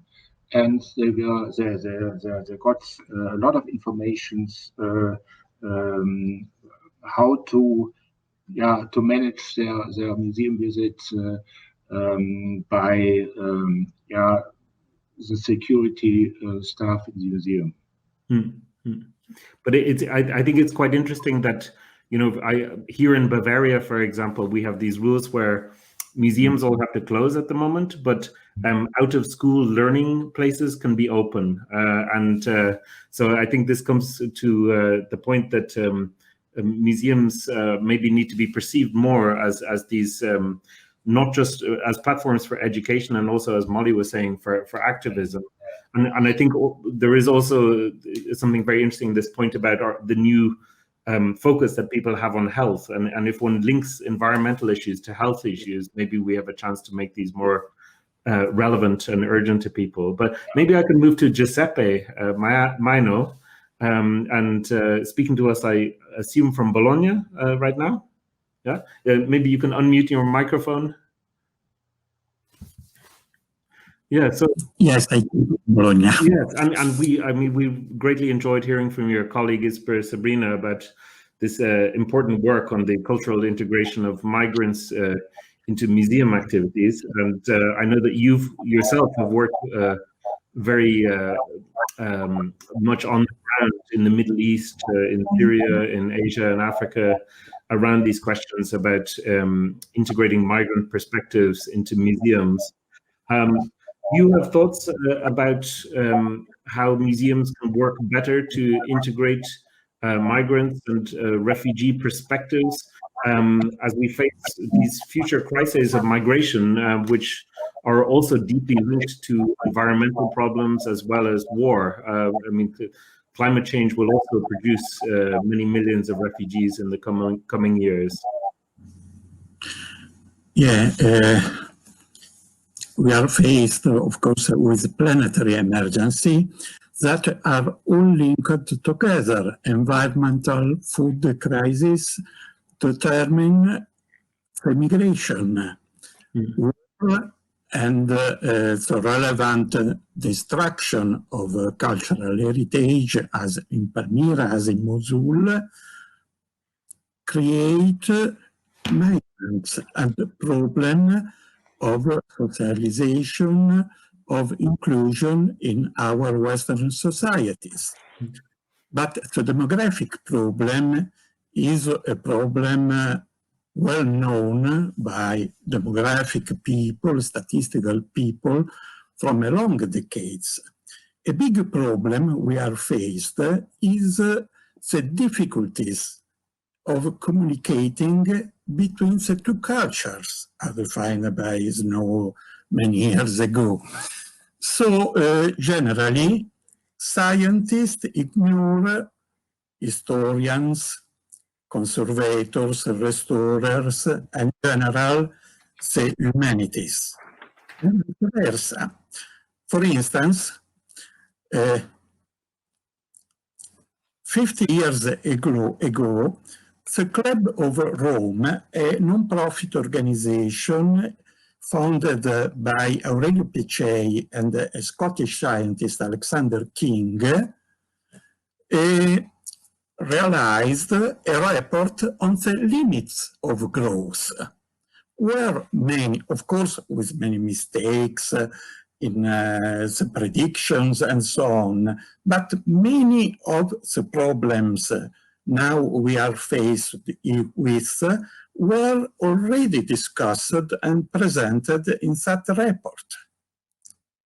I mention another very recent fact that now we are not more in the Holocene era, but we enter from the 1950 in the Anthropocene era.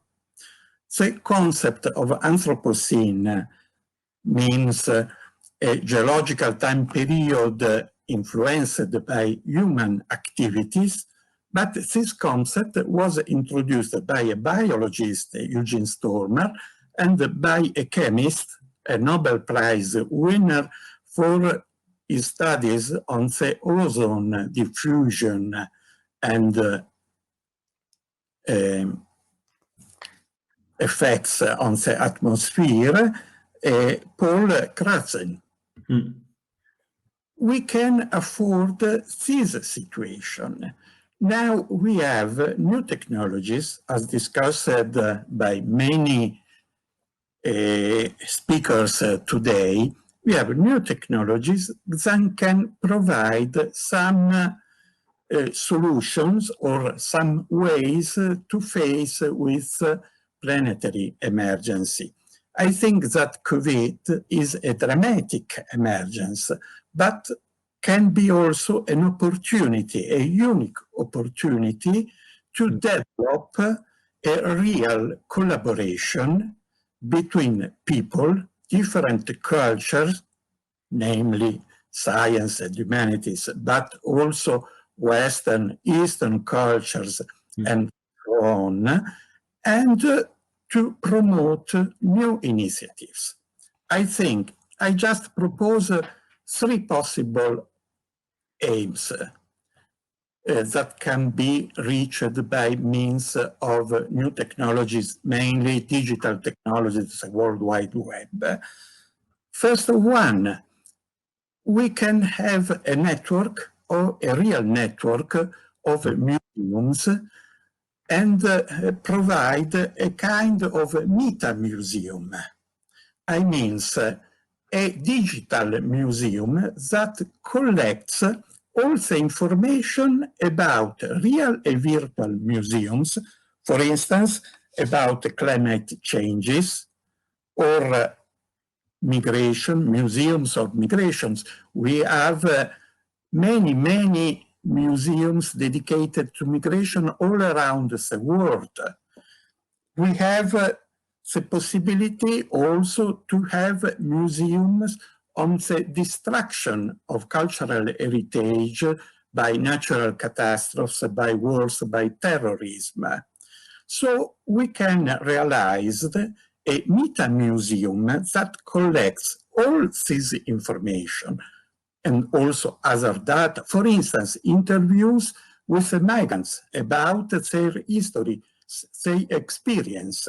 And from this side, a valuable help can be provided by young people. Young people are now very concerned with planetary emergencies and needs. And I think, for instance, Fridays for Future can provide a very valuable support to this initiative. Another possibility is, for me, to develop the study of history. History now is a neglected discipline. It's sad, it's disturbing, but it's so, since, for instance, physicists, scientists neglect in their publications the history of their disciplines. Yes. Science is a matter for old people like me. Young researchers are not interested in history, but also from the humanities. History now is quite a bad word. My colleagues, art historians in the University of Bologna, don't use the word history in the names of their teaching. History of art literacy is no more used. Only art literacy. It is a sort of demoniac word, but this is a very is a real damage, since if we lose our history, we lose all our knowledge. Yeah. And it is important for migrants, but also for young people, but also for old people as I am. Yeah. And a final thing, I'm an editorial board of a scientific journal, Atmosphere, and if you agree, I would like to propose a special issue on the climate change and cultural heritage museums. If you agree, we could realize such an issue on a scientific journal, but with the contribution of historians, of conservators, of restorers, and present a common handbook for also for teaching, for diffusion. This sounds like a wonderful idea, and I see Molly putting her thumbs up as well. And I'm sure that that kind of interdisciplinary approach to climate change and cultural institutions would be very valuable. I'm in the interest of time, we have to move on, unfortunately. But last and very much not least, I wanted to turn to Etienne. So Giuseppe already talked about Fridays for Future. Etienne, I mean, first of all, maybe you could say a little bit more about what you're doing with Fridays for Future. And then really the big question I have for you is, how do you feel that museums can be more relevant to the Fridays for Future generation? But please, maybe first you can just say a little bit about what you're doing, and then answer that question. Yeah, thank you for the opportunity to speak here. And first of all, I would take the opportunity to thank Molly Fannon for this wonderful keynote, because it was like really wonderful listening to you, and you said nearly everything I wanted to share here with you. So it's really amazing to see that the process is already going. So thank you for that. Now, maybe first some thoughts on Fridays for Future. I hope many of you know Fridays for Future, or generally the movement of the youth. It's like we all are kids or in the youth, and we trust the adults that they have everything under control. Like, we grew up and we didn't take much thoughts on planetary emergency or something like that. And then someday we realized there's nothing, the adults don't have it under control. Maybe not all of them, but the adults with responsibilities, so the politicians. And so in that moment, we all felt, I think, very much fear and anger and frustration, and the situation is very overwhelming to us all in the youth because of that strong feelings. And so our protest, or what we are mainly doing, is striking and going on the streets and telling everyone about these feelings, about our anger, our frustration, our fear, considering our future we're all seeing, and that the politicians aren't addressing climate crisis as they should. And so that's what we do since 2018 now. We managed to grow very, very big in 150 countries or something like that. It took a dimension that's really, really exciting. So for example, we had the 20th September of 2019, we had a global climate strike with over 4 million people that joined us, and our global climate strike. So we're mainly addressing the different conflicts that emerge from climate crisis, like the conflict between like First Nations and the most affected people and areas in the world, or the conflict between my generation and like the older generations. And maybe yet now going a little bit away from all that conflict and protest to the museum and the role of the museums. First of all, the first big point is we see that the knowledge or the understanding what climate crisis is way over, it's difficult. We don't have the knowledge in the society we needed to address climate change in the way we should. And that's like the part of the museum you better know. The education system, we realize now the education system, like in schools and in universities, is a great failure in addressing that topic.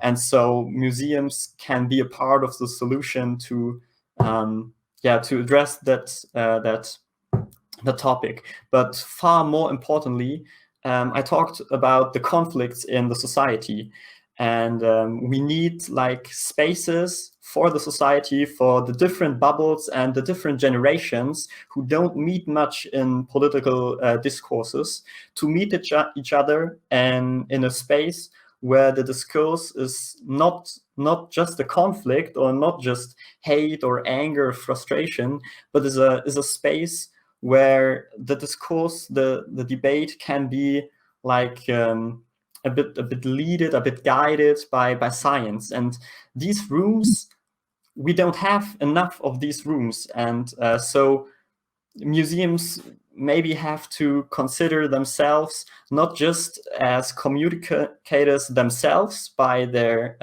education, but also as like someone who guides the communication of others and be a space for it. This would be a main topic for me for the museums, and I want to address a point that Molly Fannon already said. In the debate, in the political debate, museums are institutions that can communicate as institutions, and not just with the people who visit the museum, but can participate in the debate as political being. And to taking over that role and to really position themselves in the debate, that would be a great deal for all the climate movement, to be sure to have really the science behind us, and really the science that communicates offensively, hey, we need this change. That would be my great appel. Thank you. That's wonderful. And I think those two ideas that you just expressed are really important ideas. I mean, first of all, that museums should be a little bit unafraid to engage in these debates and to kind of come out from behind the walls of the museum and be vocal, but also have the weight of expertise and the science behind us. And we have seen recently that museums are incredibly trusted institutions by the public. So we really do have an amazing resource that we can use if we wish. And then I also really love the other point that you made, Etienne, about that we need to think of museums as maybe a way to get people outside of their echo chamber and to be places where people from different communities can come together, and also come together with experts in a stimulating social environment where these kinds of discussions can be had. Because I think you're right, it's hard to find those places, and you know, and museums really have an opportunity to satisfy this thirst for these places. I'm being told that we're short on time, so I don't want to bring things to a close, but I would like to ask all of you if you have, you know, as we've had this long day of interesting discussions, but you know, maybe can you maybe share one hope that you have for museums that are trying to reinvent themselves in this time of planetary crisis? So maybe Etienne, if we start with you this time, Yeah. you know, what would your one hope be for museums in a time of planetary crisis? Yeah. I'm a bit cheating. I have two hopes, but they're really quick. One hope is like events like here are showing me that the process is already going. So that is not a fight we have to take on again, but it's like support. It's just support for the climate movement, events like this. And that's a hope for itself. And then the one very big hope is I'm doing a lot of campaigns, and when I think about the way of communicating that museums are able to do with all senses, with seeing, with really putting the humanity back in the centrum of the debate, the way of communicating is really unique. And when those ways of communicating are support for the climate movement, that's really, really hopeful. Yeah. Wonderful, thanks. And then maybe Michael Faber, could I ask you, do you have a hope for museums that are thinking about how to reinvent themselves in this time of planetary crisis? We know that the word culture derives from Latin, and that it means reclamation and cultivation of nature and land. Museums are cultural institutions, and they have to address this interdependence, especially against the background of an existing and still threatening planetary emergency situation. And I think a lot of the museums are doing so very well in between. For example, museums like open-air museums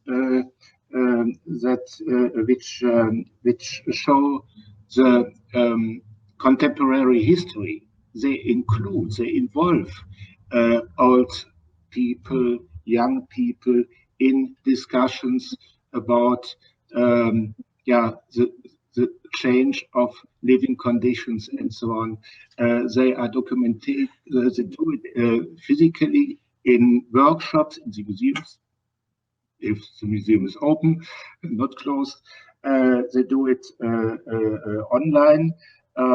We have a lot of very, very good results documented in the Open Air Museum in Common, and we present the results to the others, to the public.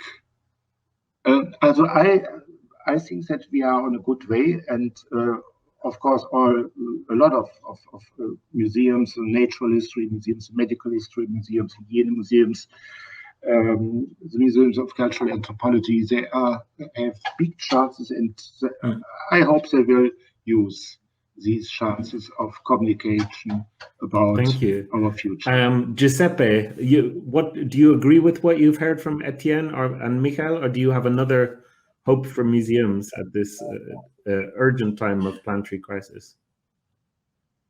Of course, I agree. But despite of the objects it conserves, museum is a very young boy. He was born in the Enlightenment century, so he has less than 3 centuries of life. So I don't know what the future will be for museum, as to increase, to grow, and I think there are many surprises for us in the future of the museum, in the organization, in the presentation, and in the teaching of history. And finally, Molly, you have the last word. What is, I mean, you've expressed many hopes in your presentation, but if you could crystallize it to one for the future. Maybe I'll share one that's a little bit more hopeful than the other one, which was more kind of urging you. My hope is that actually we all don't make liars out of me. So when I was getting ready to move my 3 very young daughters over to Copenhagen, my oldest, who at the time was just 7, said, "Mommy, I don't want to move. I don't want to leave my friends." And I said, "Well, we have to go. It's really important." And she looked up at me and she said, "Okay, because you're going to fight global warming. You're going to fix it, right?" And I said, Yep, Catherine, that's what mommy's going to do. And that is what we have. It's whether or not to take action is a false choice. We all are taking action. We're either taking positive action in the way that Etienne's asking us to, or we're abdicating our responsibility, which is an action in and of itself. I think we need to push our institutions, and I really would echo Giuseppe. I think we need to bring history with it, because history shows the power of how we can do really big things together, and when we don't, what can happen.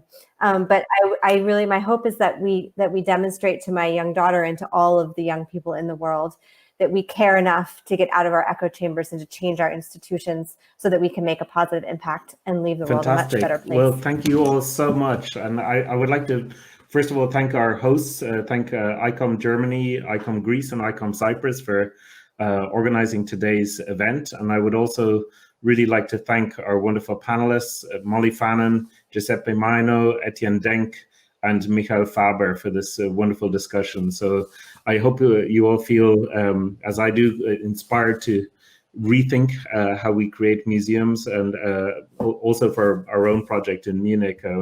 I'm full of ideas now about how we can really make it a sociable, engaging space. So thank you all so much for these fantastic insights. And I'll now hand back to our glamorous hosts, Klaus and Frozo. So thank you, guys. Thank you. Thank you very much indeed. Thank you for all your input.